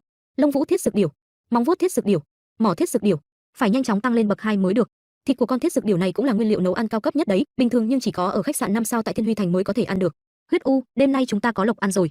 Đúng rồi, Huyết u, cương thi các ngươi ăn sống hay ăn chín, hay là không cần ăn gì cả? Hử, chủ nhân đang nói cái gì vậy? Bên ngoài trung tâm khảo hạch nơi kiểm tra tuyển chọn, mọi người đang quan sát Diệp Lăng của chúng ta. Học viên này có chút ý tứ, không nghĩ tới ngay cả Thiết Dực Điểu bậc 1 cấp 4 có thể bị giải quyết dễ dàng như vậy. Quả thật, ở Thiên Huy Thành mà nói tuổi còn trẻ có thực lực này cũng không tệ lắm. Hơn nữa còn là linh sủng hình người thưa thớt, ta rất chờ mong biểu hiện phía sau của hắn. Chỉ tiếc học viên Chu Tước chúng ta chỉ cần nữ sinh. Thành chủ đại nhân, đây là tư liệu ngài muốn. Cảm ơn. Tôi nhớ là lớp này ở học viện này. Thì đột nhiên, mắt của thượng tròn xoe. Khụ, ông ta đột nhiên ho liên tục. Đây, có vẻ thượng thành chủ rất ngạc nhiên về thông tin mà ông vừa được xem. Mọi người cũng bất ngờ về hành động của thượng thành chủ. Cái gì? Linh sủng của hắn thế mà là một con cương thi? Hóa ra, mọi người ngạc nhiên trước linh sủng của Diệp Lăng. Cương thi, điều này sao có thể? Chẳng lẽ linh sủng cương thi của hắn tiến hóa rồi? Không thể nào, cương thi không thể tiến hóa. Quả nhiên thú vị, đại diện học viện Bạch Hổ, Bạch Đồng cười mỉm. Nếu hắn đã tham gia khảo hạch thì chỉ cần đem hắn nhận vào học viện của mình, mọi thứ đều sẽ được tiết lộ. Trong bí cảnh của kiểm tra ngự linh sứ, một con rắn khổng lồ đang quấn mình trên ngọn núi đá. Nơi này quả nhiên là một bảo địa, độc lân mãng khổng lồ cường đại như vậy, kẻ ngu mới tới trêu chọc nó. Lưu Vũ, chỉ cần trốn ở đây, có hắc độc xà che giấu mùi của mình thì có thể yên lặng vượt qua 3 ngày. Hả? Ban đêm là thời điểm nguy hiểm nhất, rất nhiều ma vật cường đại thường lui tới vào ban đêm, tên ngu nào lại đốt lửa? Đây là không phải là muốn chết sao? Ha ha. Huyết u, ngươi đã không ăn thì ta đây cũng không khách khí nữa. Hóa ra, lửa đó là do Diệp Lăng của chúng ta đang nướng thịt Thiết Dực Điểu. Hãy cắn một miếng thật ngon nào. Đúng là mỹ vị ngon quá đi. Oa, không hổ là nguyên liệu nấu ăn siêu tốt, so với cổ gà ăn còn ngon hơn. Kết cấu này, mùi vị này, mỹ vị. Huyết u ngắm nhìn Diệp Lăng ăn một cách ngon lành. Thì đột nhiên, Huyết u phát hiện ra cái gì đó. Có tiếng động từ đâu phát ra? Có âm thanh. Khi nhìn kỹ lại thì trong bụi cây trước mặt là vô số đôi mắt màu đỏ, nó đang nhìn chằm chằm về phía Diệp Lăng. Sau đó, một bàn chân thú to lớn bước ra, xung quanh là các tia điện. Thì ra là một đàn sói trắng đang đi săn mồi trong đêm, chính ánh lửa đã thu hút bọn này tới đây. Ngay lập tức, Huyết u chuyển sang chuẩn bị tấn công. Đang chờ các ngươi tới đây. Nếu không đêm dài đằng đẵng, tôi kiếm kinh nghiệm kiểu gì? Ma Lang Vương bậc 1 cấp 7. Đi chung con Ma Lang Vương còn có những con sói cấp thấp khác, bọn chúng bước chậm rãi về phía Diệp Lăng. Thế mà là bậc 1 cấp 7, không ngờ đột nhiên lại thu hút được một tên cường đại như vậy, đừng coi thường địch nhân. Huyết u, dựa vào ngươi rồi. Lúc này, con Ma Lang Vương gào thét lên, ngay lập tức đám sói xung quanh của nó tấn cồn công về phía trước. Huyết u bộc lộ ra những móng vuốt dài và sắc nhọn của mình. Cô ấy lao thẳng về phía đám sói cấp thấp kia. Khi này một con sói đang nhảy vồ từ phía sau Huyết u. Huyết u nhanh chóng xoay người, tung ra một cú đá khiến con sói phải ngã văng ra sau. Còn về phía Diệp Lăng thì phát hiện ra con Ma Lang Vương đang chạy về hướng của mình. Nó nhảy vồ lên cao, cùng bộ móng vuốt và hàm răng sắc nhọn chuẩn bị cho Diệp Lăng một cú cắn chí mạng. Thì Diệp Lăng ngay lập tức triệu hồi Huyết u quay về. Anh ta hét lớn, "Huyết u!" Trong tích tắc, Huyết u xuất hiện trước mặt Diệp Lăng. Vậy mà chỉ với tay không, Huyết u đã chặn đứng cái miệng của Ma Lang Vương lại. Khi thấy Ma Lang Vương bị chặn đứng, các con sói khác cũng đồng loạt tấn công thêm lần nữa. Huyết u ném Ma Lang Vương sang một bên, và ngay sau đó, cô ấy tấn công cả đám ma lang sói bằng những móng vuốt của mình. Ngay sau đó, Ma Lang Vương giữ khoảng cách với Huyết u. Sau đòn tấn công của Huyết u, Ma Lang Vương đã bị chém trúng một con mắt, vẻ mặt của nó khi này rất giận. Kỹ năng của Huyết u thật đáng sợ, nhưng mà thực lực quả nhiên có chênh lệch, dù sao hiện tại Huyết Tương cũng là linh sủng bậc 1 cấp 9. Ma Lang Vương giận dữ, gầm thét, thi triển kỹ năng cuồng hóa của nó. Đôi mắt của Ma Lang Vương đỏ rực cả lên, sức mạnh của nó cũng được nâng cao, và ngay lập tức chạy một cách nhanh nhất về phía Huyết u và Diệp Lăng. Khi tới mục tiêu, Ma Lang Vương sử dụng móng vuốt của mình tấn công vào linh sủng của Diệp Lăng, nhưng Huyết u đã nhanh chóng nhảy lên cao. Ngay sau đó, Huyết u đạp một cú thật mạnh vào cổ của Ma Lang Vương. Cú đạp mạnh khiến Ma Lang Vương bay ra xa và tạo ra rung động lớn. Giải quyết xong rồi, dọn thi thể một chút. Thế mà là Ma Lang chi tâm, còn có hắc ám tinh huyết, đây chính là vật phẩm mình cần thiết để tiến hóa. Huyết u, có những vật phẩm này, ngươi có thể tiến hóa rất nhanh. Bên ngoài trường thi, Diệp Lăng này học lớp nào, sao lúc trước không phát hiện ra, hắn đây cũng quá mạnh đi. Diệp Lăng, sao nghe quen vậy, là cái tên ký khế ước với cương thi phế vật kia sao? Diệp Lăng, chuyện quái gì đang diễn ra vậy, chẳng lẽ là linh sủng của hắn sao? Lúc này, có thí sinh đã bị loại khỏi bí cảnh. Quá kinh khủng rồi, cứu mạng. Nâng tất cả thí sinh bị thương xuống. Nhân viên y tế, chăm sóc thí sinh bị thương. Hức hức, để cho tôi tham gia khảo hạch một lần nữa đi. Vòng thứ nhất đã bị loại rồi, đời này cũng chỉ có thể làm một người bình thường. Khảo hạch trung quy cũng nguy hiểm mà tàn khốc. Trong bí cảnh kiên trì thêm 1 phút. thì nhiều thêm một phần cơ hội. Có chuyện gì vậy? Này cũng quá mạnh đi. Tên Diệp Lăng này, Thanh Long học viện chúng ta nhận. Lão Lục, đừng quên, hắn chính là do tôi phát hiện đầu tiên. Tên Diệp Lăng này có gì đó, có chút bất ngờ a, linh sủng của hắn, thực lực không tầm thường đâu. Đúng vậy, linh sủng của hắn, lực công kích cao, còn có độc tính nhất định. Các vị đại biểu, bình tĩnh chớ nóng này, khảo hạch còn chưa kết thúc đâu, mọi người trước đừng gấp. Ha ha, chúng ta vẫn là tiếp tục xem xét tình huống trong bí cảnh đi. Chúng ta quay lại trong bí cảnh. Thì ra sơn động bị nhiễm huyết khí lang vương, nhất định sẽ dẫn tới không ít ma vật. Vẫn nên tìm một nơi an toàn hơn. Thì đột nhiên huyết u đã cảm nhận được điều gì đó. Chủ nhân, có biến. Hả? Huyết u, làm sao vậy? Khi Diệp Lăng nhìn lại phía sau thì thấy một con ma vật khổng lồ đang rượt đuổi một người nào đó. Cứu mạng a! Đó là độc lân mãng bậc 1 cấp 9. Nó đang đuổi theo không ai khác đó là Lưu Vũ. Hả? Người đó hình như là Lưu Vũ. Đệt, sớm biết vậy đã không ngủ, tiếng ngáy thế mà lại đem tên này đánh thức, thật phiền toái. Độc lân mãng nhìn Lưu Vũ với ánh mắt hung dữ. Ngay sau đó, nó phun ra nọc độc màu xanh. Có ai không? Mau tới cứu lão tử! Chạy một hồi, Lưu Vũ vấp té ngã xuống đất. Chết tiệt, cứu mạng a! Lưu Vũ lúc này cũng thấy phía trước là Diệp Lăng. Hả? Đây không phải là tên phế vật Diệp Lăng sao? Hắn vậy mà vẫn còn sống. Cái phế vật này, tới thật đúng lúc. Cho dù khảo hạch không thông qua, cũng phải kéo người làm đệm lưng. A, nhanh lên, đồ xúc sinh, mau đuổi theo ta này. Không ngờ ông Lưu Vũ này lại chơi bẩn đến thế, muốn người khác chết trùng với hắn.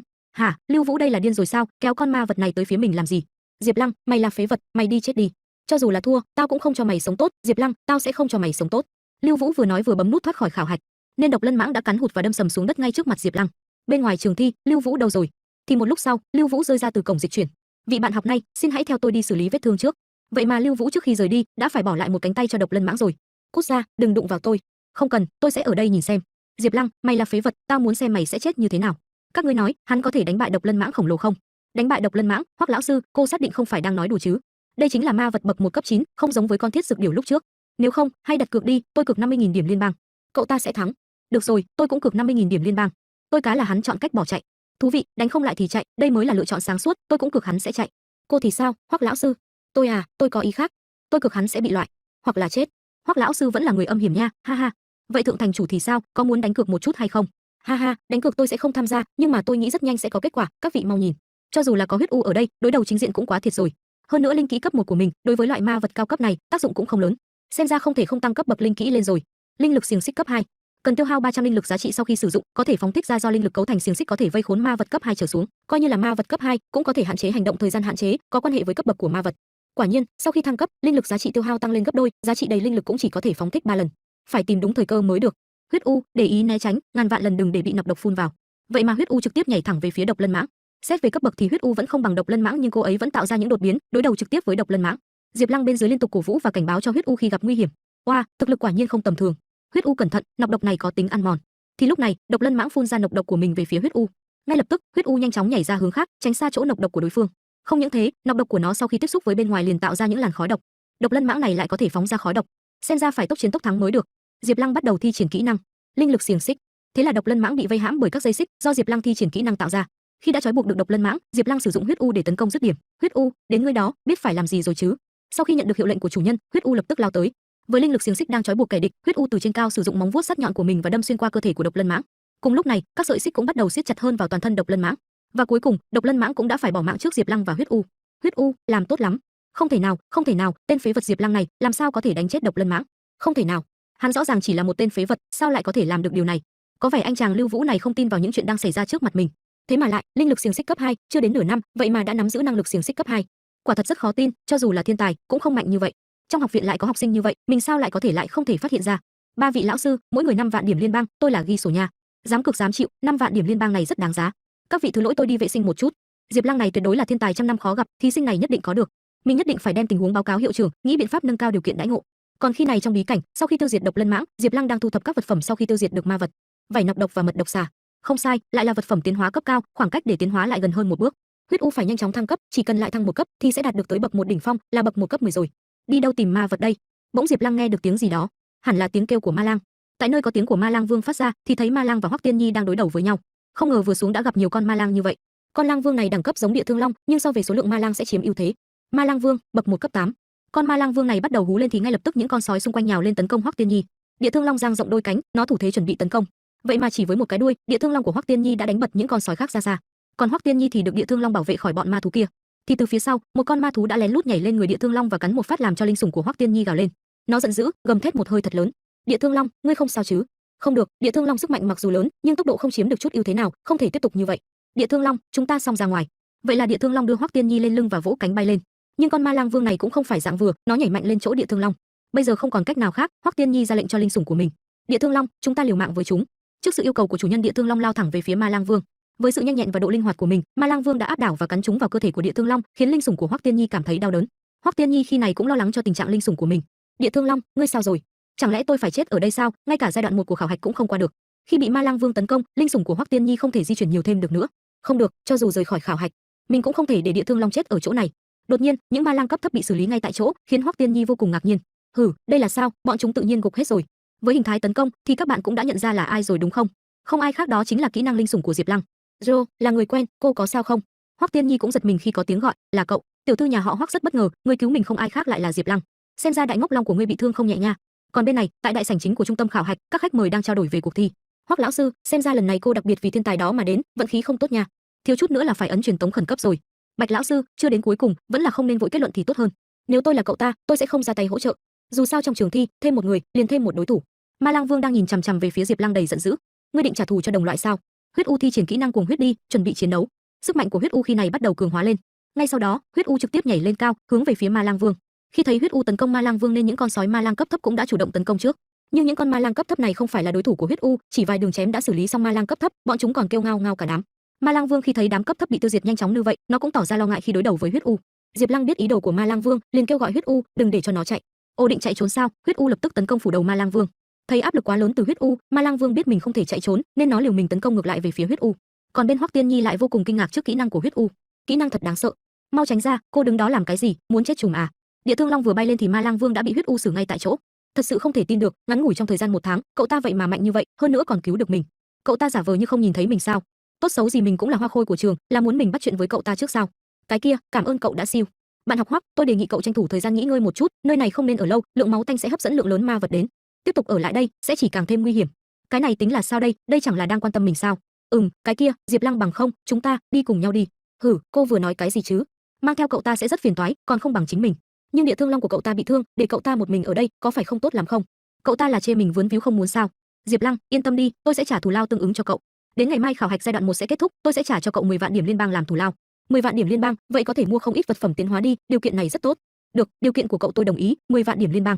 Còn tưởng cậu rất quân tử sao, cho 10 vạn điểm liên bang, dễ dàng đáp ứng như vậy. Cậu làm như vậy, làm cho Hoa Khôi trường như tôi rất mất mặt đó. Thì lúc này, Diệp Lăng tiến tới, đưa tay về phía Hoắc Tiên Nhi. Thế nghĩa là sao? Chẳng lẽ là muốn nắm tay mình sao? Cậu ta thấy Địa Thương Long của mình bị thương, muốn nắm tay mình để đảm bảo an toàn cho mình sao? Diệp Lăng, cái này có phải không tốt lắm không? Chúng ta vẫn chưa thân, cái này. Cái gì vậy bà nội, tôi cần thẻ hả? Thẻ có số dư 10 vạn điểm liên bang, hiểu chưa? Cậu đúng là một tên thằng năm. Cái kia, tôi tới tham gia thi đấu, làm sao có thể mang theo nhiều điểm liên bang như vậy? Yên tâm đi, tôi đường đường là đại tiểu thư Hoắc gia, sẽ không thể thiếu chút điểm này của cậu đâu. 10 vạn điểm liên bang thôi mà, kết thúc giai đoạn đầu này, sau khi đi ra ngoài, tôi sẽ đưa cho cậu. Dù sao ở trong bí cảnh này, tuy rằng đã hợp tác với cậu, nhưng có thể thuận lợi đi ra ngoài hay không thì vẫn chưa biết được. Được, nếu như vậy, vậy viết giấy ghi nợ làm căn cứ, viết tên của cậu lên, đóng dấu vân tay của cậu nữa. Cậu cái tên thằng nam chết tiệt này, có cần phải như vậy không? Vậy có lập không? Nói tới nói lui cuối cùng cô bé Hoắc Tiên Nhi này vẫn đồng ý lời yêu cầu của Diệp Lăng. Lần này được rồi chứ? Giấy nợ đến ngày mai giai đoạn thứ nhất của khảo hạch chấm dứt, tôi Hoắc Tiên Nhi sẽ trả cho Diệp Lăng 10 vạn điểm liên bang làm thù lao. Được rồi, thỏa thuận giữa chúng ta đã đạt được. Yên tâm đi, trong thời gian 1 ngày kế tiếp, tôi sẽ bảo vệ cậu chu toàn. Dù sao, cậu đáng giá 10 vạn điểm liên bang đấy. Cậu, so sánh tôi với điểm liên bang à? Chờ tôi thu thập một chút vật phẩm tiến hóa trên thi thể đã. Sau đó chúng ta sẽ đi tìm một nơi an toàn, bên ngoài bí cảnh, tại trung tâm khảo hạch. Xem ra người nào đó phải thất vọng rồi, cô nương Hoắc gia nhà chúng ta, hình như vận khí rất tốt. Thế mà gặp được tiểu tử Diệp Lăng, nếu không nói không chừng đã bị loại rồi. Thật đúng là không nghĩ tới, Diệp Lăng lại có thể xoay chuyển tình thế. Đúng vậy, như thế nào cũng không nghĩ tới, ngay tại thời khắc máu chốt này xuất hiện, nhưng càng làm cho tôi bất ngờ chính là thực lực của cậu ta. Không, phải nói là linh sủng của hắn, thực lực tựa hồ quá mạnh đi. Ha ha, xem ra hiện tại 4 vị đại biểu tựa hồ đều để ý tới Diệp Lăng. Không sai, vừa rồi tôi đã đưa trưng cầu ý kiến và hiệu trưởng cũng đồng ý rồi, học viện Chu Tước chúng tôi tuy rằng không nhận học viên nam, nhưng vì Diệp Lăng này, chúng tôi nguyện ý phá lệ. Toàn trường đều là nữ sinh, chỉ có một Diệp Lăng là nam sinh, Hồng lão sư, vị trí bà Mai này cô làm tốt lắm. Ha ha, lợi thế nằm ở sự cạnh tranh công bằng mà thôi. Có một điểm tôi tương đối nghi hoặc, hình như Diệp Lăng phi thường thiếu điểm liên bang, đây là quý tài hẳn là sẽ không nên bị bạc đãi mới đúng chứ? Bởi vì Diệp Lăng cũng không phải là con cháu gia tộc gì, hơn nữa thành tích rất bình thường, trên tư liệu ghi lại chỉ mới bậc 1 cấp 2. Cái gì? Không phải con cháu gia tộc? Bậc 1 cấp 2, tuyệt đối không thể. Lúc này trong bí cảnh, Diệp Lăng và Hoắc Tiên Nhi đang ngồi nghỉ ngơi ở một gốc cây. Diệp Lăng, cậu làm sao trở nên mạnh như vậy? Rõ ràng lúc trước vẫn là một. Dù sao cũng không ngủ được, ngày mai đi ra ngoài rồi, chúng ta tâm sự một chút đi. Tôi nói này Hoắc đại tiểu thư, nghỉ ngơi cho tốt không được sao? Có gì hay để nói? Hay thế này đi, cậu nói chuyện phiếm với tôi cho cậu 5000 điểm liên bang. Thật sao? Nói chuyện phiếm thì có 5000 điểm liên bang. Đương nhiên, nhưng chỉ có 5000 điểm liên bang mà thôi. Được rồi, cậu muốn nói chuyện gì? Trước tiên nói một chút cậu như thế nào bỗng nhiên trở nên mạnh như thế đi, còn có linh sủng của cậu, nhìn thế nào cũng không giống cương thi à? Cái này, huyết u là cương thi, nhưng nàng là một cương thi biến dị. Nếu nói là bởi vì ta có hệ thống, có thể tiến hóa cương thi, như vậy chắc sẽ oanh động toàn bộ liên bang đi, vẫn là không nói thì tốt hơn. Thì ra là cương thi dị biến, thực lực của cậu thật đúng là rất mạnh đó. Đây đâu phải là cương thi gì, đây rõ ràng chính là một đại mỹ nữ mà. Thực lực của cậu bây giờ hẳn là đến bậc 1 cấp 9 rồi, xem ra tiến vào học viện đỉnh cấp ngự linh sẽ không thành vấn đề, cậu chọn được học viện nào chưa? Cái này tôi vẫn chưa nghĩ kỹ. Có thể chọn một học viện có nhiều mỹ nữ đi. Cậu vừa nói gì đấy, đúng là bọn đàn ông các người. Thật sự là một tên cha nam. Hừ, cha nam, nói thế cũng có chút không đúng đi. Được rồi, Hoắc đại tiểu thư, đồ ăn cậu cũng ăn rồi, chúng ta cũng nên hành động thôi. Hành động gì? Chờ cho đến ngày mai khảo hạch kết thúc không tốt sao? Đương nhiên không tốt, hiện tại rất nhiều thí sinh đều ở tại chỗ tránh né nghỉ ngơi, chính là lúc chúng ta bắt đầu săn bắn thăng cấp, tôi làm sao có thể bỏ qua? Huyết U, đi thôi. Vâng, chủ nhân. Thật đúng là một tên điên, nhưng vẫn là đi theo bên cạnh cậu ta sẽ an toàn hơn một chút. Vậy là Diệp Lăng và Hoắc Tiên Nhi cùng đi săn bắt, nhưng trên một cái cây lớn, có những con ma vật xuất hiện. Nhìn đám ma vật này rất giống với đám khỉ đột đó nhỉ? Bậc 1 cấp 7, ma viên. Hai con ma viên này tới thật đúng lúc. Huyết U, lên, xử lý bọn ma viêm này, nhận được. Chỉ trong nháy mắt, hai con ma viêm đã bị Huyết U tấn công dữ dội rồi. Wow, linh sủng mạnh như vậy, lại đẹp như vậy, Diệp Lăng tên này thật sự là quá may mắn rồi. Huyết U, nhanh chóng tốc chiến tốc thắng đi. Vâng, thưa chủ nhân. Sáng sớm ngày hôm sau, hai người đang xem thông báo của mình. Cuối cùng khảo hạch cũng kết thúc rồi. Chúc mừng thí sinh Diệp Lăng thành công thông qua giai đoạn 1 của khảo hạch. Chúc mừng thí sinh Hoắc Tiên Nhi thành công thông qua giai đoạn 1 của khảo hạch.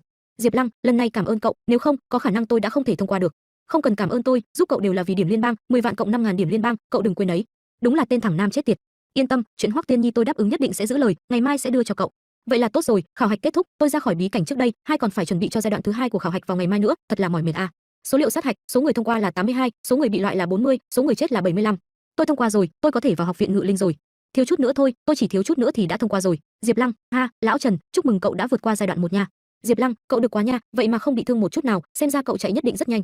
Nhưng mà không sao, Diệp Lăng, bị loại cũng không phải chuyện gì lớn, không bị thương là tốt rồi. Ha ha, lão Trần, phải làm cho cậu thất vọng rồi, tôi thông qua. Cái gì? Diệp Lăng, tiểu tử cậu vậy mà. Chúc mừng các bạn đã thông qua giai đoạn 1 của khảo hạch, các bạn có thể trở về nghỉ ngơi, chuẩn bị tốt cho giai đoạn 2 của khảo hạch vào ngày mai. Là thành chủ thế mà tự mình đi xuống xem Thiên Ca cậu nha. Thiên Ca chính là thiên tài đệ nhất của học viện chúng ta đó. Xin chào thành chủ. Lý Thịnh Thiên, con trai của Lý gia chủ Thành Thiên Huy. Nghỉ ngơi cho tốt, chuẩn bị cho khảo hạch ngày mai, thay ta chào hỏi cha của cậu. Vâng, thưa bà bá. Cậu chính là Diệp Lăng. Đúng ạ, thành chủ đại nhân.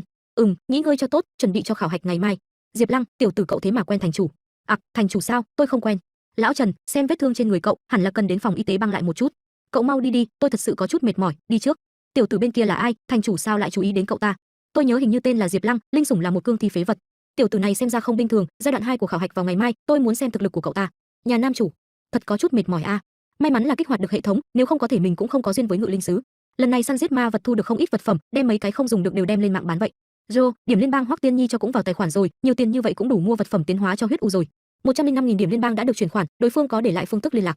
Bản dữ liệu của huyết u, tên gọi là huyết u zombie mắt trắng, thuộc tính là vong linh, đẳng cấp là bậc 1 cấp 9, điểm kinh nghiệm 99,4%, lực trưởng thành là phổ thông, độ trưởng thành là 68,7%, trang bị là nghe thường huyết y dành riêng cho huyết u, tài năng là giảm sát thương vật lý trung cấp, siêu tốc tái sinh, ma pháp giảm thương tích trung cấp, huyết vụ hóa, kỹ năng là thị huyết, cuồng huyết, nhiệm vụ là tự động nhận nhiệm vụ chưa hoàn thành, vượt qua vòng đánh giá đầu tiên đã hoàn thành, đạt được khen thưởng, linh lực kết tinh 13.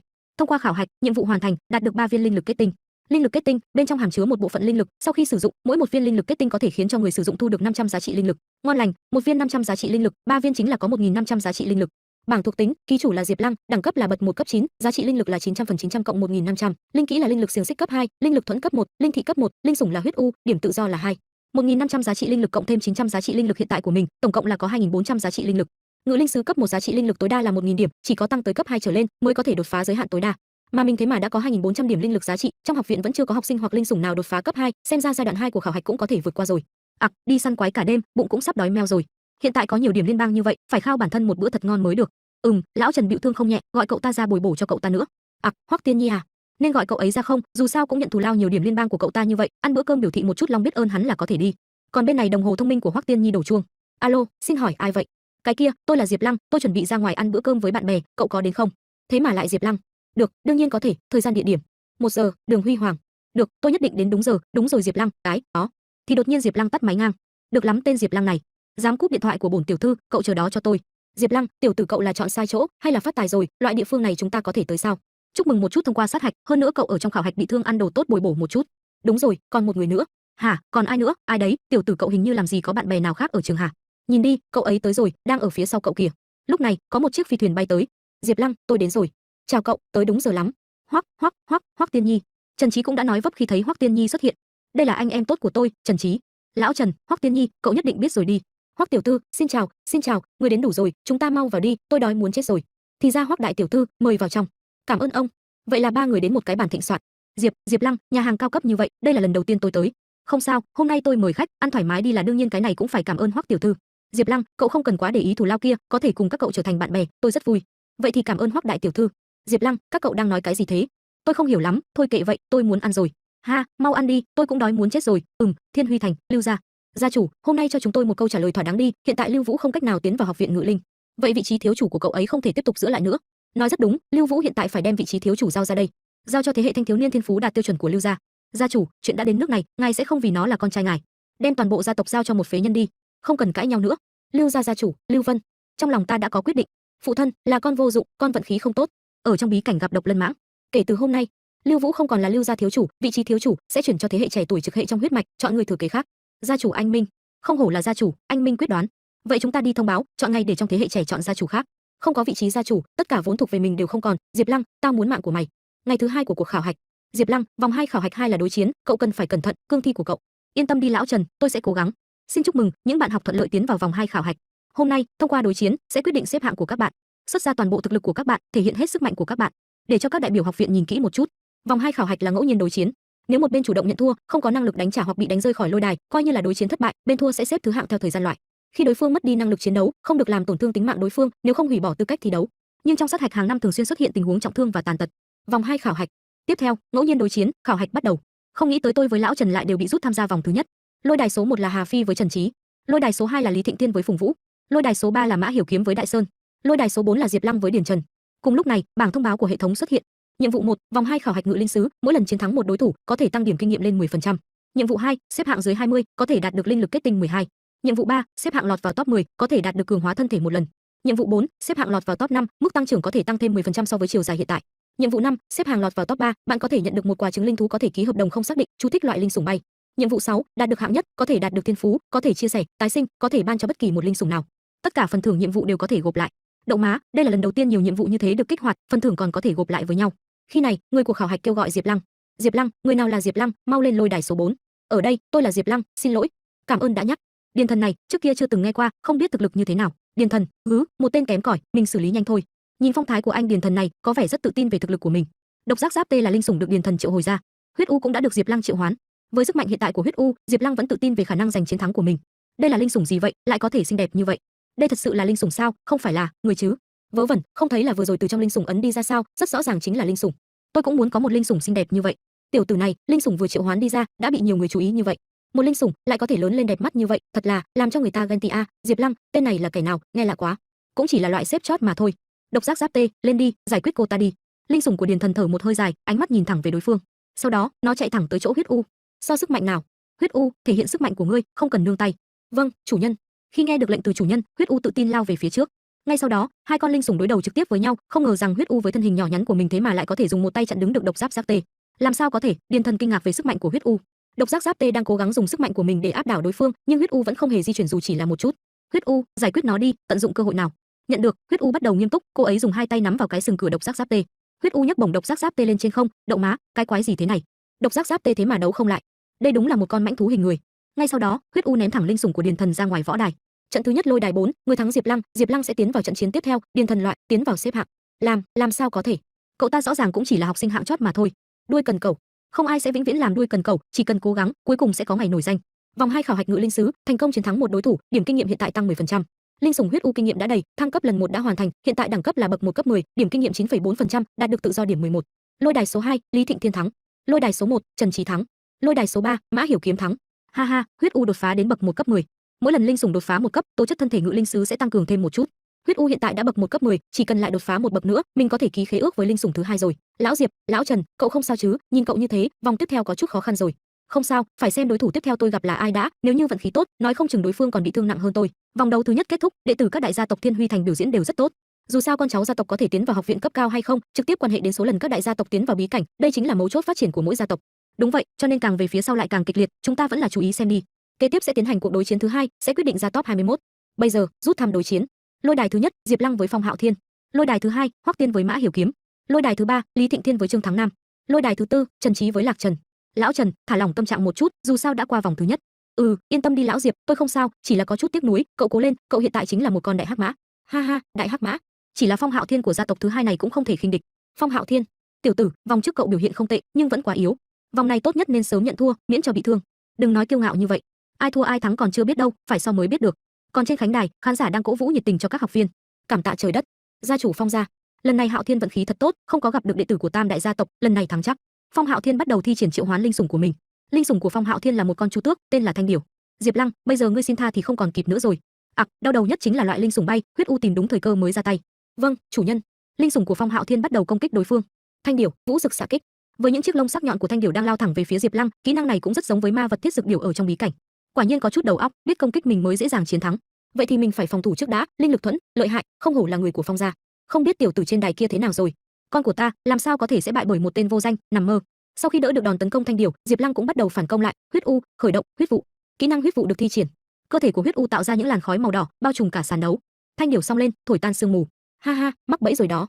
Sau khi thổi tan sương mù do kỹ năng huyết u tạo ra, thì Phong Hạo Thiên nhận ra là có những sợi xích đang quấn lấy khắp cơ thể linh sủng của mình. Toi rồi, ở đâu ra những sợi xích này vậy? Linh lực xiềng xích của Diệp Lăng được kích hoạt. Huyết u, nhân lúc này tấn công đối phương.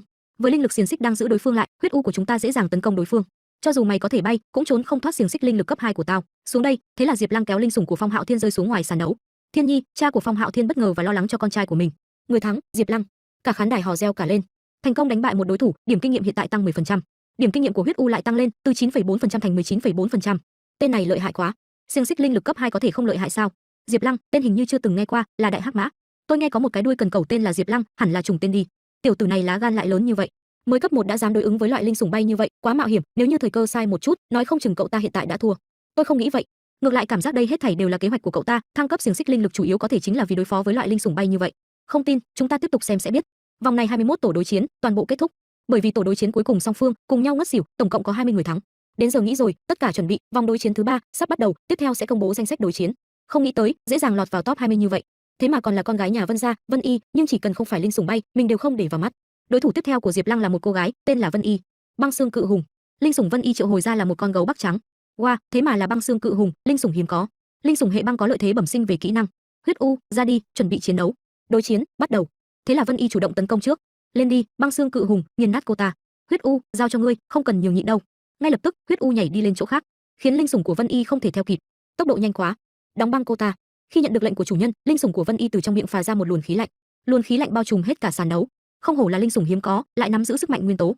Nhưng linh sủng của Diệp Lăng vẫn có thể di chuyển nhanh nhẹn trước luồng khí lạnh kia. Vân Y bắt đầu thay đổi chiến thuật tấn công. Băng xương cự hùng, băng lãng đột kích. Linh sủng của Vân Y bắt đầu hít một hơi dài, tích tụ băng xương trong miệng và ngay sau đó phun về phía trước một lượng lớn khí băng. Đúng như dự đoán, nó là hướng về phía mình. Ngay lập tức, Diệp Lăng nhảy bổ về phía sau, nhằm tạo khoảng cách an toàn và thi triển kỹ năng linh lực thuẫn. Sau đỡ đòn tấn công của băng xương cự hùng, linh lực thuẫn của Diệp Lăng bắt đầu nứt ra. Thế mà vẫn xuất hiện vết rách, linh lực thuẫn cấp 1 xem ra vẫn còn có chút yếu. Cũng khi này, huyết u bất ngờ xuất hiện trên đầu linh sủng của Vân Y. Huyết u sử dụng móng vuốt của mình tấn công băng xương cự hùng.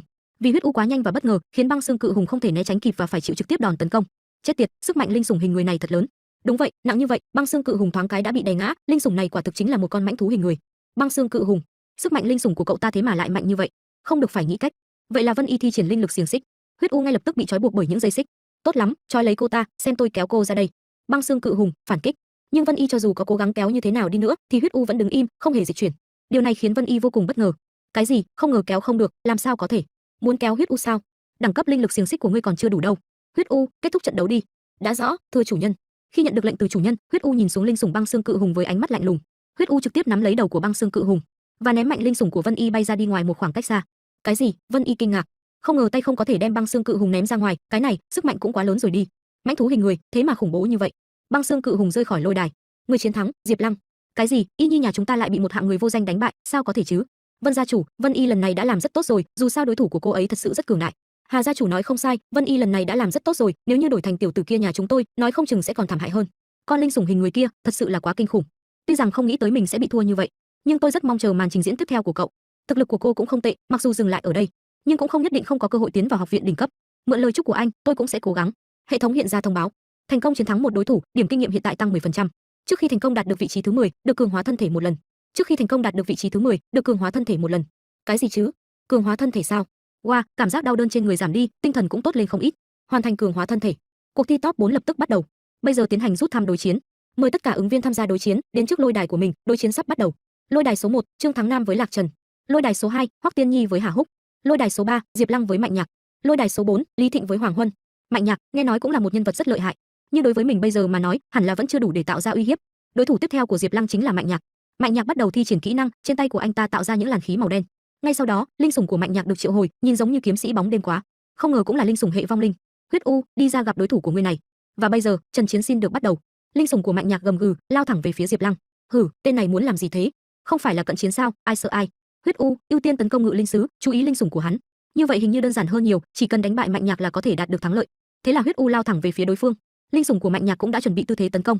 Khi di chuyển đến gần Huyết U, linh sủng của Mạnh Nhạc chủ động tấn công trước, thì đột nhiên, linh lực xiềng xích được tạo ra và quấn lấy xung quanh cơ thể linh sủng của Mạnh Nhạc.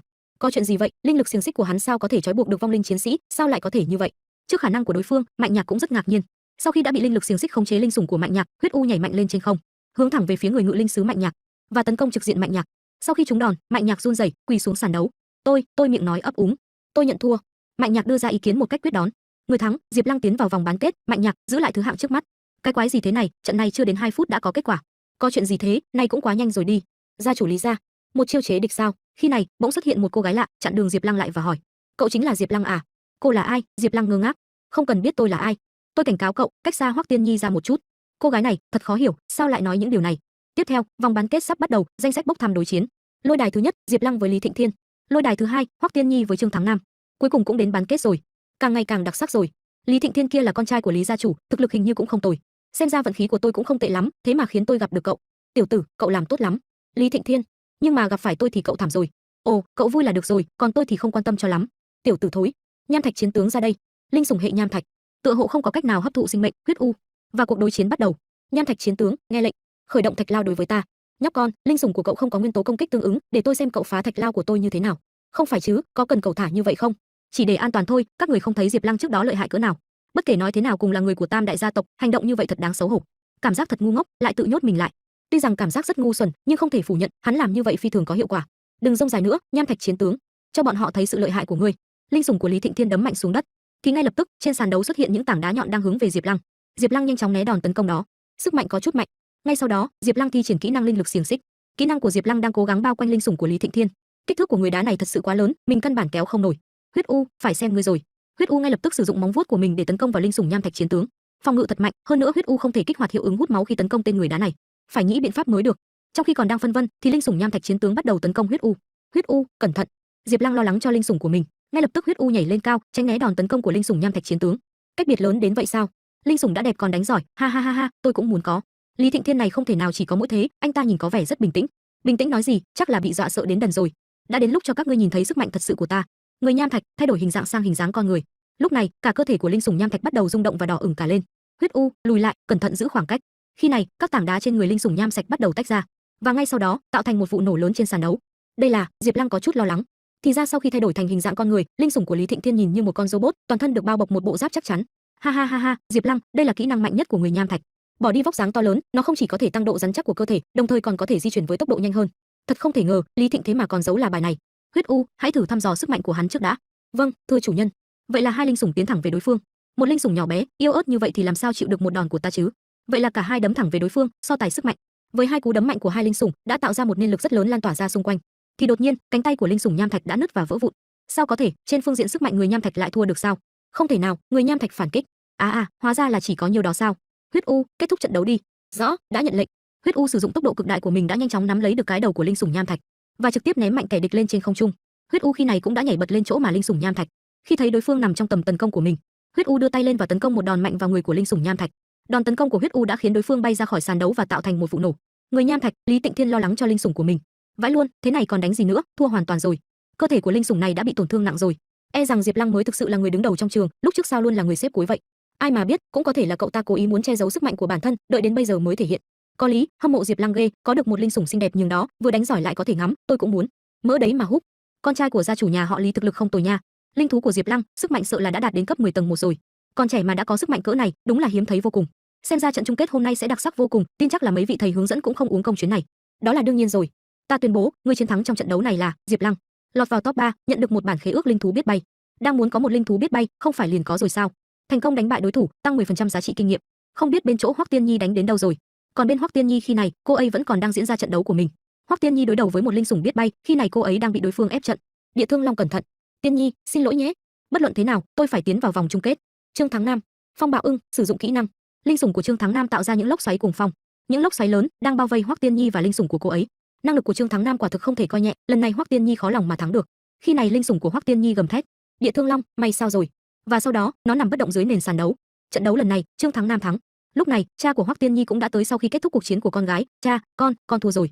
Thắng thua là chuyện bình thường, con đã thể hiện rất tốt rồi. Kế tiếp là chung kết rồi, tiếp theo, đừng lo Hoắc Tiên Nhi, tôi sẽ đánh thắng thay cậu." Chuẩn bị bắt đầu trận chung kết. Chung kết sắp bắt đầu.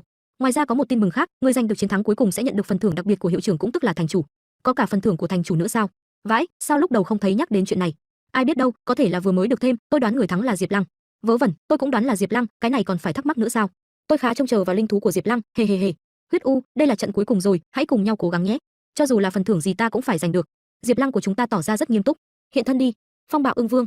Linh sủng của Trương Thắng Nam được triệu hoán ra, linh sủng này có tận 4 cánh và bộ móng vuốt sắc nhọn. Trận chung kết vòng sát hạch thứ 2 chính thức bắt đầu. Phong Bạo Ưng Vương lại là linh thú biết bay, so với Thanh Điểu khó ứng phó hơn nhiều. Sao lúc trước mình không để ý đến con linh thú này của cô ta, hay là nó đột nhiên tiến hóa? Phong Bạo Ưng Vương, tấn công, không cần thủ hạ lưu tình. Khi vừa bắt đầu, linh sủng Phong Bạo Ưng Vương đã tạo ra những lốc xoáy cuồng phong rồi, đây là sức mạnh gió lốc sao? Hai lốc xoáy được tạo ra và tấn công trực diện về phía Diệp Lăng. Diệp Lăng ngay lập tức thi triển khiên linh lực để bảo vệ cho mình và linh sủng Huyết U. Cơn gió mạnh quá, Huyết U phải nghĩ cách thôi. Là khiên linh lực cấp 2 sao? Tên này. Phong Bạo Ưng Vương, tốc chiến tốc thắng. Thi triển kỹ năng, đạn gió tốc âm. Khi này, xung quanh linh sủng Phong Bạo Ưng Vương xuất hiện những quả cầu gió xoáy nhỏ, và sau đó, những quả cầu gió lao thẳng về đối thủ. Linh thú tiến hóa trong trận chung kết ư? Trận đấu năm nay còn đặc sắc hơn năm ngoái nhiều. Xem ra Phong Bạo Ưng Vương sắp thắng rồi. Thế thì chưa chắc. Cô bé này hơi hấp tấp quá rồi. Huyết U, dựa vào cô rồi. Rõ, chủ nhân. Kỹ năng đạn gió tốc âm của linh sủng Phong Bạo Ưng Vương đã tạo ra những vụ nổ, nhưng có vẻ Huyết U đã nhanh chóng rời khỏi nơi nguy hiểm. Một lúc sau, làn khói từ vụ nổ bắt đầu tan biến. Cái gì? Sắc mặt của Trương Thắng Nam khi này đang lo lắng. Chuyện này, cả khán đài đều ngạc nhiên với những gì mình đang thấy. Chuyện này sao có thể? Hóa ra, Huyết U đã di chuyển ra phía sau lưng và khống chế Trương Thắng Nam. Chuyện này sao có thể? Mình không hề nhận ra được sự xuất hiện của cô ấy ở sau lưng mình. Cô ta tránh được đạn tốc âm, tránh được tấn công của Phong Bạo Ưng Vương, trực tiếp tấn công mình. Tôi thua rồi. Trương Thắng Nam ngồi gục xuống, nhận thua trước đối thủ. Ha ha, hay lắm. Trận đấu kịch tính, khiến cả thượng thành chủ cũng đã đứng dậy vô tay chúc mừng. Linh thú tránh được đòn tấn công, trực tiếp công kích người điều khiển, thông minh. Đúng vậy, ai cũng không ngờ được rằng trận chung kết này lại kết thúc nhanh đến vậy, có dũng có mưu, tôi muốn em học sinh này. Không nên nói như vậy đâu cô giáo Hoắc. Đúng đó, cô giáo Hoắc, Diệp Lăng này học viện chúng tôi cũng quyết phải giành được. Trận đấu kết thúc, vòng sát hạch thứ 2 đã kết thúc. Người đứng thứ 2 trong kỳ sát hạch là Trương Thắng Nam, người đứng đầu, Diệp Lăng. Cuối cùng kết thúc rồi. Wow wow wow, giỏi quá đi, cả khán đài hò reo chúc mừng người thắng cuộc. Không hổ là chú ngựa ô của trận đấu, vậy mà đạt được vị trí đầu. Tin chắc là lúc đầu cũng không ai ngờ rằng người đứng nhất năm nay không phải là đệ tử gia tộc. Đã bao nhiêu năm chưa xuất hiện chuyện này rồi, vậy mà lại có người có thể áp đảo đệ tử gia tộc, đúng là châu bò. Nói không sai, hàng năm hầu như đều là đệ tử gia tộc đứng đầu, lần này đúng là mặt trời mọc đằng tây rồi. Chúc mừng cậu, Diệp Lăng. Cảm ơn, cậu cũng giỏi lắm, cậu dự định chọn học viện nào? Cậu thì sao, cậu chọn học viện nào? Các vị thầy cô và các em học sinh thân mến, buổi khảo sát hôm nay của Học viện Ngự Linh Sứ đến đây là kết thúc. Chúng ta hãy cùng gửi lời chúc mừng đến Diệp Lăng, người đã giành vị trí đầu bảng trong buổi khảo sát. Bỗng sau lưng Diệp Lăng có một cánh tay khoác vai cậu ấy. Diệp Lăng giỏi lắm, em đã mang lại vinh dự cho lớp chúng ta cùng toàn thể Học viện Thiên Huy rồi đó. Diệp Lăng, cậu đúng là biết cách khiến người khác bất ngờ. Cảm ơn thầy Lý, em sẽ tiếp tục cố gắng ạ. Lúc này, bảng thông báo hệ thống hiện lên. Thành công đánh bại đối thủ trong giai đoạn 2 của buổi sát hạch, giá trị kinh nghiệm hiện tại tăng thêm 10%. Hoàn thành buổi sát hạch đầu tiên nhận được phần thưởng thiên phú, hồi sinh, cái gì? Hồi sinh luôn à? Thiên phú hồi sinh 1/1 có thể trao cho một linh sủng bất kỳ của ký chủ. Linh sủng sở hữu thiên phú hồi sinh vào lúc cận kề cái chết có thể tự động sử dụng thiên phú để sống lại. Sau khi hồi sinh linh sủng sẽ hồi phục lại toàn bộ sức mạnh. Tuy nhiên quá trình hồi sinh sẽ tiêu hao toàn bộ điểm kinh nghiệm hiện có, điểm kinh nghiệm bằng không sẽ không có cách nào khởi động. Thời gian tạm dừng hoạt động là 1 tháng. Kỹ năng của thiên phú này khá đặc biệt, chỉ là nếu cho Huyết U thì không thích hợp lắm. Diệp Lăng, mau nhìn kìa. Ông Trần Chí thổ một phát, ông Diệp Lăng muốn độ thổ luôn. Trên màn hình hiện tại đang hiển thị tên của những học sinh được 4 học viện Ngự Linh Sứ hàng đầu tuyển chọn. Học viện Thanh Long, Diệp Lăng, Lý Thịnh Thiên, Điền Thần. Học viện Chu Tước, Diệp Lăng, Trương Thắng Nam, Vân Y. Học viện Bạch Hổ, Diệp Lăng, Lý Thịnh Thiên, Mã Hiểu Kiếm. Học viện Huyền Vũ, Diệp Lăng, hoặc Tiên Nhi, Trương Thắng Nam. Những học sinh trúng tuyển có thể dựa theo kết quả hiển thị trên màn hình để lựa chọn học viện thích hợp. Ôi, người đầu tiên 4 học viện hàng đầu lựa chọn đều là Diệp Lăng. Giỏi quá đi mất, học viện Chu Tước không phải trước giờ không tuyển học sinh nam sao? Tình huống này, đúng là một khoảng khắc xúc động, học viện Chu Tước thế mà lại tuyển nam sinh, tiền lệ trước nay chưa từng có. Nghĩ thôi đừng có mơ mộng nữa, Diệp Lăng là trường hợp đặc biệt rồi. Đúng vậy, tương lai liệu có xuất hiện tình huống này lần nữa hay không thì vẫn còn là một ẩn số. Nếu như là tôi thì tôi sẽ chọn học viện Chu Tước. Cậu ấy à, tốt nhất đừng nằm mơ nữa. Hãy lựa chọn học viện mà bạn muốn theo học. Học viện Huyền Vũ. Khi này bảng chọn lựa học viện được hiện ra trước mắt Diệp Lăng. Hãy lựa chọn học viện mà bạn muốn theo học. Học viện Thanh Long, học viện Chu Tước, học viện Bạch Hổ, học viện Huyền Vũ. Khi này ai đó đang gọi Diệp Lăng. Nếu như em chọn học viện Thanh Long, thầy sẽ đảm bảo em sẽ nhận được tài nguyên nhiều hơn các học sinh khác 5%. Đồng thời, em sẽ có cơ hội tiến vào mật cảnh, 1 năm 3 lần. 1 năm tiến vào mật cảnh 3 lần, vậy thì có thể kiếm được biết bao nhiêu là trang bị tốt chứ? Đúng đấy, điều kiện của học viện Thanh Long hấp dẫn ghê. Thầy Bạch, thầy đang lờ mờ gì thế? Diệp Lăng, em đừng vội quyết định. Đến học viện Bạch Hổ, em sẽ nhận được tài nguyên nhiều hơn các bạn học sinh khác 8%, 1 năm có 5 lần tiến vào mật cảnh. Hơn nữa điều kiện này sẽ kéo dài đến khi em tốt nghiệp. Thầy Bạch, anh như vậy là chơi xấu. 5 lần, đại diện học viện Huyền Vũ Hoắc Linh cũng đã đứng dậy. Hả, bây giờ đến cả cô nữa hả? Hoắc Linh, em Diệp Lăng, tài nguyên học viện Huyền Vũ của chúng tôi cho em là 10%. Ngoài ra, mỗi năm em có 5 lần tiến vào mật cảnh. Đại diện tuyển sinh học viện Huyền Vũ, Hoắc Linh. Hơn nữa, bạn học Hoắc Tiên Nhi là học sinh của trường chúng tôi. Sau khi nhập học thì hai đứa có thể tiếp tục làm bạn học của nhau. Tự nhiên nhắc đến Hoắc Tiên Nhi làm gì vậy? Sao lại nhắc đến mình chứ, cái bà chị này. Cũng lúc này đại diện học viện Ngự Linh sứ Chu Tước, Hồng Tụ cũng đã đứng dậy phát biểu. Nếu đã như vậy, cô cũng không nói nhiều nữa. Diệp Lăng, tài nguyên của học viện Chu Tước có thể cho em nhiều hơn các bạn khác là 15%. Đồng thời, mỗi tháng tiến vào mật cảnh một lần. Điều quan trọng nhất là em sẽ là học sinh nam đầu tiên và duy nhất kể từ khi học viện thành lập đến bây giờ. Vãi, hào phóng đến mức này cơ á, cả trường chỉ có một nam sinh. Như này thì quá lợi cho cậu ta rồi. Một năm 12 lần tiến vào mật cảnh, học viện Chu Tước chơi lớn ghê. Một năm 12 lần tiến vào mật cảnh, chuyện này đối với tương lai của mình vô cùng hữu ích. Vậy thì chọn học viện Chu Tước đi. Chúc mừng thí sinh Diệp Lăng đã lựa chọn học viện Chu Tước. Ngưỡng mộ ghê, nam học sinh duy nhất của học viện Chu Tước. Trong nháy mắt đã đạt đến đỉnh cao của cuộc đời. Ôi, tôi cũng muốn. Cậu mơ đi, nghĩ mình là Diệp Lăng à? Chỉ mới nghĩ đến việc Diệp Lăng học trong môi trường toàn nữ sinh là tôi lại thấy phấn khích. Cũng có phải là cậu được tuyển đâu mà phấn khích cái nỗi gì? Diệp Lăng cậu được lắm à nha, vậy mà lại có thể trở thành nam sinh đầu tiên học tại học viện Chu Tước, tôi ngưỡng mộ cậu chết đi được, ha ha. Mình lựa chọn theo tốt cho bản thân thôi. Chúc mừng em, Diệp Lăng. Em đã đưa ra lựa chọn rất chính xác. Em có một ngày để chuẩn bị, tối mai phi thuyền của học viện sẽ chờ em ở thành Đông. Vâng, cảm ơn cô ạ, mong cô sau này chỉ bảo nhiều hơn. Yên tâm đi, đến học viện Chu Tước em sẽ không hối hận đâu. Diệp Lăng, thành chủ gọi em đến văn phòng của ngài ấy. Dạ vâng ạ. Học viện Thiên Huy. Ha ha ha, thành chủ khi này đang cười rất khoái chí. Diệp Lăng, chúc mừng em trở thành người đứng đầu bảng, quả nhiên không làm ta thất vọng. Đây là phần thưởng ta đại diện trường học tặng cho em, trong thẻ là 30 vạn điểm liên bang. Ngoài ra còn có một món vật liệu tiến hóa cao cấp. Cảm ơn thành chủ, em sẽ cố gắng, nhất định sẽ không khiến học viện Thiên Huy mất mặt. Đây là xương bất diệt. Đây chắc là nguyên liệu hàng đầu từ linh hồn của những ma vật cường đại. Hiện tại mặc dù huyết u không dùng được nhưng đến đợi khi huyết u tiến hóa đến bước cuối cũng nhất định sẽ cần đến. Hiệu trưởng, vật này quý giá quá. Không có gì phải ngại cả, tuy là vật liệu cao cấp nhưng ta giữ cũng không có lợi ích gì, ngược lại đưa cho thanh niên như em. Có một ngày sẽ phát huy tác dụng, hãy mang vinh quang về cho học viện Thiên Huy của chúng ta. Cảm ơn thành chủ, em nhất định sẽ khắc ghi. Được rồi, trải qua kỳ sát hạch chắc chắn là cơ thể vô cùng mệt mỏi, về sớm nghỉ ngơi đi. Thành chủ, đây là xương bất diệt mà ngài vô cùng trân quý, sao lại tặng cho cậu ta vậy? Hậu sinh khả úy, cậu thanh niên này tương lai không thể lường được đâu. Cậu được lắm đấy Diệp Lăng, bỗng nhiên nổi tiếng, bao nhiêu học viện hàng đầu đều tranh giành cậu, đúng là nở mày nở mặt. Lão Trần, cậu cũng phải chăm chỉ tập luyện, chúng ta là anh em, sau này phải cùng nhau trở nên mạnh hơn. Được, Diệp Lăng, Hoắc Tiên Nhi xuất hiện. Chúc mừng cậu đạt được mục tiêu, gia nhập học viện Chu Tước. Ái chà, người đẹp đến tìm cậu rồi. Thôi tôi đi trước đây, hai người từ từ nói chuyện. Tớ cũng chúc mừng cậu đỗ vào học viện Huyền Vũ. Đúng như cậu mong muốn, học viện Chu Tước là một nơi rất tốt. Sao cái bà Hoắc Tiên Nhi này nói chuyện hầm hầm vậy ta? Chắc là thấy Diệp Lăng vô trường toàn gái không, nên bà này không thích rồi đấy. Tớ đi đây, chúc cậu học tập thuận lợi và vui vẻ ở đấy. Hả? Úp úp, mở, có gì thì cứ nói thẳng ra không được sao? Đêm ở thành Thiên Huy, phi thuyền học viện Chu Tước. Diệp Lăng cũng đã tới chỗ phi thuyền như theo lịch trình. Khi này, sau cánh cửa, có một số học viên nữ đang quan sát Diệp Lăng từ xa. Kia là Diệp Lăng, nam sinh từ trước đến nay của học viện Chu Tước. Phải không? Nhìn trông chẳng đẹp trai gì cả, hơn nữa còn có cảm giác hơi ngốc ngốc. Thành Chu Tước Thánh nằm ở phía nam thành Thiên Huy, còn phải đi thêm một lúc nữa. Em có thể tranh thủ ngắm cảnh dọc đường đi, phong cảnh thế này không phải lúc nào cũng có cơ hội được ngắm đâu. Vâng, em cảm ơn cô ạ. Cô Hồng Tụ, sao vậy? Hạm trưởng Nguyệt Hải có vấn đề gì sao? Lý Nguyệt Hải, hạm trưởng Chu Tước, cấp 5 bậc 7, đúng vậy, phía trước đường bay phát hiện thấy xuất hiện nhiều ma vật biết bay. Cái gì? Chúng ở đâu ra vậy? Tại sao lại có một bầy quái vật, là loại quái vật biết bay sao? Tình hình hiện giờ chưa rõ, quan sát viên đang quan sát thêm. Hiện tại chỉ có thể xác định là phía trước đường bay có quái vật, số lượng rất đông nhưng không mạnh. Được, cô đi xử lý trước đi. Rõ. Phi thuyền của học viện khi này được bao bọc bởi một màng bảo vệ. Đám ma vật khi thấy phi thuyền tiến tới, bọn chúng kêu gào cả lên, quạc quạc. Bọn chúng lao vào tấn công phi thuyền. Hạm trưởng Lý Nguyệt Hải nhận thấy tình hình không được khả quan, liền ra thông báo. Mau chóng thông báo cho tất cả các ngự linh sứ trên phi thuyền, lên cabin. Rõ. Xua khi nhận được thông báo từ hạm trưởng, các thành viên của phi thuyền nhanh chóng chạy về phía được triệu tập. Cậu là Diệp Lăng, Vân Y, hóa ra cô gái Vân Y cũng là đã gia nhập học viện Chu Tước. Hai người gặp nhau đầy bất ngờ. Đang xảy ra chuyện gì vậy? Họ gọi chúng ta lên trên cabin. Đám ma vật biết bay này vẫn đang tấn công về phía phi thuyền. Mọi người đừng sợ, chỉ là quái vật quạ đen cấp thấp, cấp 1 mà thôi. Vừa hay đây là cơ hội cho các em học sinh mới luyện tập. Diệp Lăng, Vân Y, hai em hãy triệu hồi linh sủng của mình ra, chuẩn bị chiến đấu. Thế là Diệp Lăng và Vân Y tiến hành triệu hồi linh sủng của mình ra. Gấu tuyết khổng lồ, huyết u, khi được triệu hồi ra, linh sủng của Vân Y là gấu tuyết khổng lồ nhận ra được phía trước mắt mình là huyết u, đối thủ lúc trước ở cuộc khảo hạch đã đánh bại mình. Nó giận dữ, muốn tấn công linh sủng, nhưng mà Vân Y đã cản nó lại. Nào, đại hùng, bình tĩnh lại đi, cô ấy hiện tại không phải là kẻ địch. Mặc dù là quạ đen cấp thấp nhưng số lượng chẳng phải quá đông ư? Đột nhiên, bảng thông báo hiện ra. Nhiệm vụ giới hạn thời gian. Hả, là một nhiệm vụ giới hạn thời gian sao? Nhiệm vụ giới hạn thời gian, trong vòng 10 phút cố gắng giết được nhiều quạ đen nhất có thể, phần thưởng chưa rõ, sẽ dựa theo kết quả cuối cùng để cân nhắc phần thưởng, giết được càng nhiều quạ đen thì phần thưởng càng lớn. Đám ma vật quạ kêu la, quắc quắc quắc, và tiến thẳng về phía đối phương. Ha ha, đang buồn ngủ gặp chiếu manh, phần thưởng này mà không lấy thì dại quá.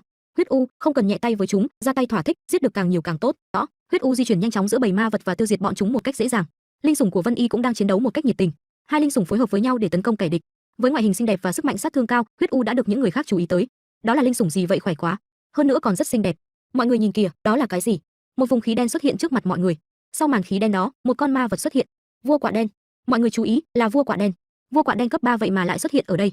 Nếu như có thể hạ được con vua quạ đen này có khi phần thưởng sẽ càng hậu hĩnh. Đánh lính trước bắt vua. Huyết u xông thẳng đến đấu với vua quạ đen.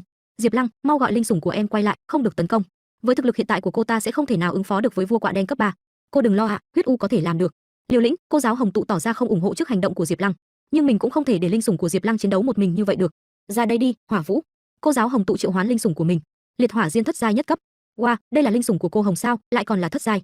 Từ trước đến giờ tôi chưa từng thấy linh sủng thất giai. Nếu đã thả liệt hỏa diên ra, cô ấy định đốt sạch những con quạ đen đó sao? Hả? Sao những con quạ đen đều bỏ chạy rồi? Thừa thãi, đây là liệt hỏa diên thất giai, còn không chạy thì chờ bị đốt cháy thành cho sao? Diệp Lăng cũng bắt đầu ra lệnh cho linh sủng của mình, Huyết U, đừng để Hắc Nha Vương chạy thoát. Ngay lập tức, Huyết U đã tiến tới tấn công vua quạ đen bằng móng vuốt của mình. Hả? Hiệu quả trúng độc, không ngờ linh sủng cương thi này còn có công kích trúng độc. Sau khi giải quyết đám quạ cấp thấp, Huyết U TIE tục tấn công vua quạ đen lần nữa, nhưng vua quạ đen đã nhanh chóng bỏ đi chỗ khác. Hắc Nha Vương chạy rồi. Kết thúc rồi, Hắc Nha Vương chạy rồi, đám quạ đen đều đã rút lui rồi. Chết tiệt, vẫn để hắn chạy mất. Còn Diệp Lăng thì kiểm tra bảng thông báo của hệ thống. Hoàn thành nhiệm vụ có hạn, thành công tiêu diệt đám quạ đen đang đánh tới, tổng số lượng là 478 con, nhận được phần thưởng cấp 4, nhận được kết tinh điểm kinh nghiệm nhân 3 và kết tinh tăng trưởng nhân 1. Hả? Kết tinh điểm kinh nghiệm và kết tinh độ tăng trưởng. Đây là cái quái gì? Bây giờ quạ đen đã rút lui, tất cả học sinh theo trật tự trở về phòng của mình. Cuối cùng cũng đánh lui được đám quạ đen rồi, mau về phòng nghỉ ngơi đi. Kết tinh điểm kinh nghiệm, sau khi sử dụng nó lên linh sủng tương ứng, nó có thể cung cấp 10% giá trị kinh nghiệm ở cấp hiện tại cho linh sủng hiện tại. Kết tinh độ tăng trưởng, sau khi được sử dụng trên linh sủng tương ứng, có thể cung cấp 10% tốc độ tăng trưởng hiện tại cho linh sủng hiện tại. Wow, có được những thứ này, chẳng phải huyết u có thể tiến hóa rồi sao? Linh sủng huyết u của ký chủ đã thành công đạt đến điều kiện tiến hóa, nguyên liệu tiến hóa đầy đủ, có thể khởi động giai đoạn tiến hóa tiếp theo. Ha ha, tiến hóa cho tôi. Vậy là Diệp Lăng nhấn vào tiến hóa. Cơ thể của huyết u bắt đầu phát sáng. Huyết u cũng từ từ bay lên trên không trung, những dòng khí màu đỏ bắt đầu vây quanh cơ thể của nó. Khi này, huyết u được bao bọc với mái tóc dài và những dòng linh khí kia. Diệp Lăng bên dưới ngắm nhìn linh sủng của mình đang tiến hóa, chỉ mong mọi thứ đều suôn sẻ. Một lúc sau, quá trình tiến hóa hoàn tất, cơ thể của huyết u cũng đã trở lại bình thường. Cô ấy kêu gọi chủ nhân của mình. Ông Diệp Lăng đứng nhìn linh sủng của mình một cách đầy ngơ ngác. Tên là huyết u, cương thi mắt xám. Thuộc tính vong linh. Cấp độ là nhị giai cấp 1, điểm kinh nghiệm 20%. Lực tăng trưởng là hiếm. Độ tăng trưởng là 0%. Trang bị là nghe thường huyết y độc quyền của huyết u.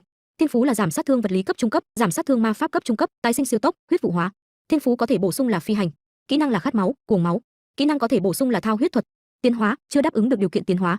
Giai đoạn tiến hóa tiếp theo và nguyên liệu cần thiết, cương thi mắt vàng, hiếm, tử vong chi linh là 1, cành cây hoàng tuyền là 1, đá u minh là 1, tinh thể hắc ám trung cấp là 10, tinh thể ác linh là 10. Ha ha, sau khi hoàn thành tiến hóa, huyết u sẽ trở nên mạnh hơn nữa sức tăng trưởng đã đạt đến mức độ hiếm thấy rồi. Phi hành, có thể dựa vào không khí để bay, đòi hỏi tiêu hao thể lực, tốc độ bay càng nhanh thì thể lực càng tiêu hao, có giới hạn tốc độ nhất định, sau khi đạt đến giới hạn thì không thể tăng tốc độ. Thao huyết thuật, có thể điều khiển máu trong cơ thể mục tiêu, thậm chí có thể điều khiển cơ thể đối phương thông qua máu, tùy theo cấp độ của đối phương vượt quá cấp độ hiện tại của huyết u càng nhiều thì ảnh hưởng càng nhỏ. Phi hành, thao huyết thuật, huyết u có thể lực vô hạn, chẳng phải có thể bay lên trời sao? Thêm vào. Chúc mừng ký chủ đã thành công đạt tới nhị giai cấp 1, lúc này hệ thống bật chức năng lưu tự động. Ký chủ giành được một đạo cụ thần bí. Đạo cụ thần bí. Bên trong hộp đạo cụ đó là một cái thẻ. Thẻ thiên phú. Đây là thẻ thiên phú ư? Vãi, đây lại là thứ gì nữa vậy? Thẻ thiên phú cho phép người sử dụng sao chép thiên phú của linh sủng mà họ sở hữu. Có 5 cơ hội để sao chép. Thực sự là quá nghịch thiên, cả một liên bang cũng không có chuyện như vậy, mình lại sở hữu huyết u có thiên phú này. Chủ nhân, anh đang làm gì vậy? Còn đợi gì nữa, bây giờ sao chép thiên phú của huyết u thử xem. Tải xong, ký chủ đã sao chép thiên phú huyết u thành công, tái sinh siêu độ, huyết vụ hóa, thẻ thiên phú còn 3 lần sử dụng. Huyết u thần kỳ quá, sau này tôi cũng sẽ sở hữu thiên phú của cô. Chúc mừng chủ nhân. He, còn có điểm thần kỳ hơn, huyết u, để chúng ta cùng nhau chứng kiến thời khắc căng thẳng và kích thích này đi. Khế ước linh thú thứ 2, lấy mau của tôi, kết thành khế ước. Thức tỉnh đi, linh sủng thứ 2 của tôi, hãy ra đây đi nào. Thì ngay lúc này, một luồng ánh sáng lớn đang hướng vào phi thuyền. Hả, chuyện này là sao vậy? Đây là linh sủng của ai? Đây lẽ nào là Hồng tụ lại thả liệt hỏa diên ra sao? Cô ta đang làm gì vậy? Đây là loại linh sủng nào? Không lẽ nó là phượng hoàng à? Ôi trời ơi, không hổ là linh sủng của hệ thống, đỉnh như vậy, là phượng hoàng cấp sử thi. Bảng thông tin của linh sủng phượng hoàng hiện ra. Tên, chưa đặt tên, phượng hoàng. Thuộc, thần điểu. Cấp độ, nhất giai cấp 9, điểm kinh nghiệm 0%. Lực tăng trưởng, sử thi. Độ tăng trưởng 0%. Trang bị không. Thiên phú, phi hành, phượng hoàng lửa, thiên phú có thể bổ sung, tính miễn dịch thuộc tính lửa cao cấp. Kỹ năng, không. Kỹ năng có thể bổ sung, địa ngục nghiệp hỏa, bảo vệ thần hỏa. Tiến hóa, chưa đáp ứng các điều kiện tiến hóa. Phương hướng tiến hóa duy nhất, phượng hoàng, sử thi. Chu tước, truyền thuyết. Ly hỏa chu tước, thần thoại. Nguyên liệu chu tước cần để tiến hóa, chu tước chi hồn 11, tứ linh chi lực 11. Có điều, nếu là phượng hoàng, tại sao không có thiên phú niết bản trùng sinh? Đúng rồi, mình có kỹ năng trùng sinh. Học tập thiên phú thành công, phượng hoàng trùng sinh thành công. Dưới sự ảnh hưởng của phượng hoàng chi hỏa đã trở thành niết bản trùng sinh. Ha ha, giờ thì hoàn hảo rồi. Đặt cho mày một cái tên, gọi là Phượng Cửu, biệt danh là A Cửu. Được, tên này rất hay, tôi thích. Ôi trời ơi, A Cửu, mày còn biết nói sao, không hổ là linh sủng cấp sử thi, quá đỉnh. Các bạn chúng ta sắp đến Thánh Thành rồi. Đến Thánh Thành rồi, hào hứng quá. Các học viên đều rất bất ngờ trước vẻ đẹp của thành phố. Wow, đẹp ghê. Điểm dừng chân là nơi sau này các em sẽ học tập. Đó chính là học viện Chu Tước. Nơi này là học viện Chu Tước, các em có thể làm quen với môi trường trước, lát nữa nhà trường sẽ sắp xếp chỗ ở cho các em. Còn, Diệp Lăng, do em là nam sinh duy nhất của học viện đặc biệt chuẩn bị cho em một biệt thự riêng biệt, nơi đó sẽ là ký túc xá của em. Vâng, làm phiền cô Hồng rồi ạ. Hello cô Hồng, chào mừng quay về. Hiệu trưởng bảo em đến đón bạn học sinh tên Diệp Lăng. Chính là cậu ấy. Đây, sao lại là nam sinh vậy, không lẽ cậu là nữ giả nam? Khụ, tôi là đàn ông chuẩn men đấy nhé. Ha ha, Diệp Lăng là trường hợp ngoại lệ, cậu ấy là mục tiêu tranh giành của 4 học viện đứng đầu năm nay đấy. Cô đã nhận được sự đồng ý của hiệu trưởng, tốn bao nhiêu công sức mới giành được cậu ấy về trường chúng ta đó. Thì ra là vậy, vậy mau lên xe đi, tôi sẽ đưa cậu đến ký túc xá. Cô Hồng, Vân Y em về ký túc xá trước đây. Ừ, về nghỉ ngơi đi, lát nữa cô sẽ dẫn em đi gặp hiệu trưởng. Gặp cậu sau nhé, Diệp Lăng. Thế là Diệp Lăng lên để về nơi ký túc xá của mình. Còn về phía các học viên nữ, khi nghe được trường mình có học sinh nam thì nhôn nhao cả lên. Biết tin gì chưa, năm nay trường chúng ta tuyển một học sinh nam đấy. Gì cơ, không phải thật chứ, tớ còn tưởng là chuyện đùa, không ngờ lại sự thật. Học viện Chu Tước của chúng ta thế mà lại có nam sinh ư? Đương nhiên là thật rồi, tớ chính mắt nhìn thấy mà, nam sinh đó vừa mới đi qua chỗ chúng ta. Tại một nơi khác của học viện Chu Tước, Diệp Lăng của chúng ta được lên màn hình chính của toàn học viện. Người đứng đầu, Diệp Lăng. Đây chính là nam sinh chiêu mộ của năm nay sao? Nhìn qua có vẻ hung dữ, không biết năng lực thế nào. Chắc chắn là không kém rồi, người có thể phá vỡ quy tắc tuyển sinh thì cậu nghĩ xem nếu không có năng lực liệu hiệu trưởng có phá vỡ quy tắc không? Cậu nói cũng có lý. Không lẽ các cậu không tò mò những ngày tiếp theo sẽ như thế nào sao? Đột nhiên trong trường lại có một nam sinh. Mình quyết định rồi, không dễ gì có được một nam sinh được tuyển. Mình phải cướp cậu ta về tay mình. Ở bối cảnh khác, Diệp Lăng đi ra từ chiếc xe ô tô. Trung tâm của học viện Chu Tước. Viện trưởng, chúng tôi đến rồi. Viện trưởng, đây là em Diệp Lăng. Chào mừng em, chào mừng em. Nam sinh đầu tiên trong lịch sử của học viện Chu Tước. Nghe nói, lúc em đang trong giai đoạn cấp 1 đã sở hữu linh kỹ cấp 2, chuyện này là sao? Vâng, thưa viện trưởng. Viện trưởng, ngài thấy nên phân em ấy vào lớp nào? Năng lực của Diệp Lăng không tồi, nhìn vào ánh mắt của em ấy tôi nhìn thấy sức mạnh không thể đoán trước. Vậy thì đến lớp Chu Tước đi. Vâng ạ, không có chuyện gì nữa thì tôi xin phép dẫn em Diệp Lăng đi nhận lớp. Được, em Diệp Lăng, tôi mong chờ vào biểu hiện của em đó. Cảm ơn viện trưởng ạ. Cô Hồng, lớp Chu Tước là lớp gì thế ạ? Lớp Chu Tước là lớp học sinh ưu tú, những học sinh ở đấy đều là những học sinh hàng đầu được tuyển chọn từ liên bang, có thể nói là ngọa hộ tàng long. Ngoài ra, Diệp Lăng à, có một số việc em cần phải biết, bởi vì em là học sinh nam duy nhất nên những gì em làm đều có thể sẽ bị chú ý. Vâng, em hiểu rồi ạ. Lát nữa cô sẽ dẫn em đến lớp điểm danh. Một lúc sau, Diệp Lăng đã đi đến lớp Chu Tước. Chính là cậu ta, chính là cậu ta. Không ngờ cậu ta lại được phân vào lớp Chu Tước, vậy là đúng như dự đoán rồi. Theo tớ thấy, chuyện này không có gì ngạc nhiên cả, cậu ấy chắc chắn đủ giỏi, bằng không cũng không thể vào học viện Chu Tước. Xem ra, không muốn bị chú ý là điều không tưởng. Cả lớp trật tự nào, cô giáo phát biểu. Cô là Cao Ngọc, phụ trách quản lý công việc thường ngày của lớp Chu Tước, việc dạy học, huấn luyện và quản lý chuyện thường ngày ở lớp Chu Tước sẽ tách riêng. Dạy học, huấn luyện chia theo nhóm nhỏ, mỗi nhóm 3 đến 4 người, sẽ có một giáo viên khác dạy các em, tiếp theo là việc chia nhóm. Trương Hoa, Giả Nam, nhóm 5, Hà Tuyết, Tôn Ninh. Còn em Diệp Lăng, em sẽ vào nhóm 1, giáo viên hướng dẫn là cô Hồng. Vâng ạ, nghe thấy không, là cô Hồng tụ đó. Cái gì, cô Hồng không phải lâu lắm rồi không dạy nữa sao? Chẳng lẽ bởi vì nam sinh mới, nghe nói cô Hồng cũng đến từ thành Thiên Huy. Được rồi, các nhóm đã phân xong, mọi người hãy tìm nhóm của mình bắt đầu đi huấn luyện. Vâng thưa cô. Sau khi chia nhóm xong, mọi người tách nhau ra làm việc. Diệp Lăng, bên này, bên này. Hà Tuyết, Tôn Ninh hai người cùng nhóm với Diệp Lăng. Chào cậu Diệp Lăng. Chào các cậu, mong được giúp đỡ. Các em đều đã đến đủ hết rồi. Em chào cô Hồng. Hai em là Hà Tuyết và Tôn Ninh thì cô cũng không giới thiệu nhiều nữa, các em cứ từ từ làm quen trong thời gian huấn luyện. Với tư cách là giáo viên hướng dẫn, cô sẽ luôn theo sát các em cho đến khi các em tốt nghiệp. Các em đều là học sinh xuất sắc được tuyển từ liên bang, cô không nói nhiều nữa, cô sẽ không để ý các em 24/24. Lý thuyết ngự linh sứ phải học các em chắc đều đã biết, chúng ta bắt đầu buổi huấn luyện luôn nào. Khi này, bên ngoài sân tập, tiếng hô hào của tập luyện vang lên. Hà Tuyết và Tôn Ninh đang tập luyện đối kháng với nhau.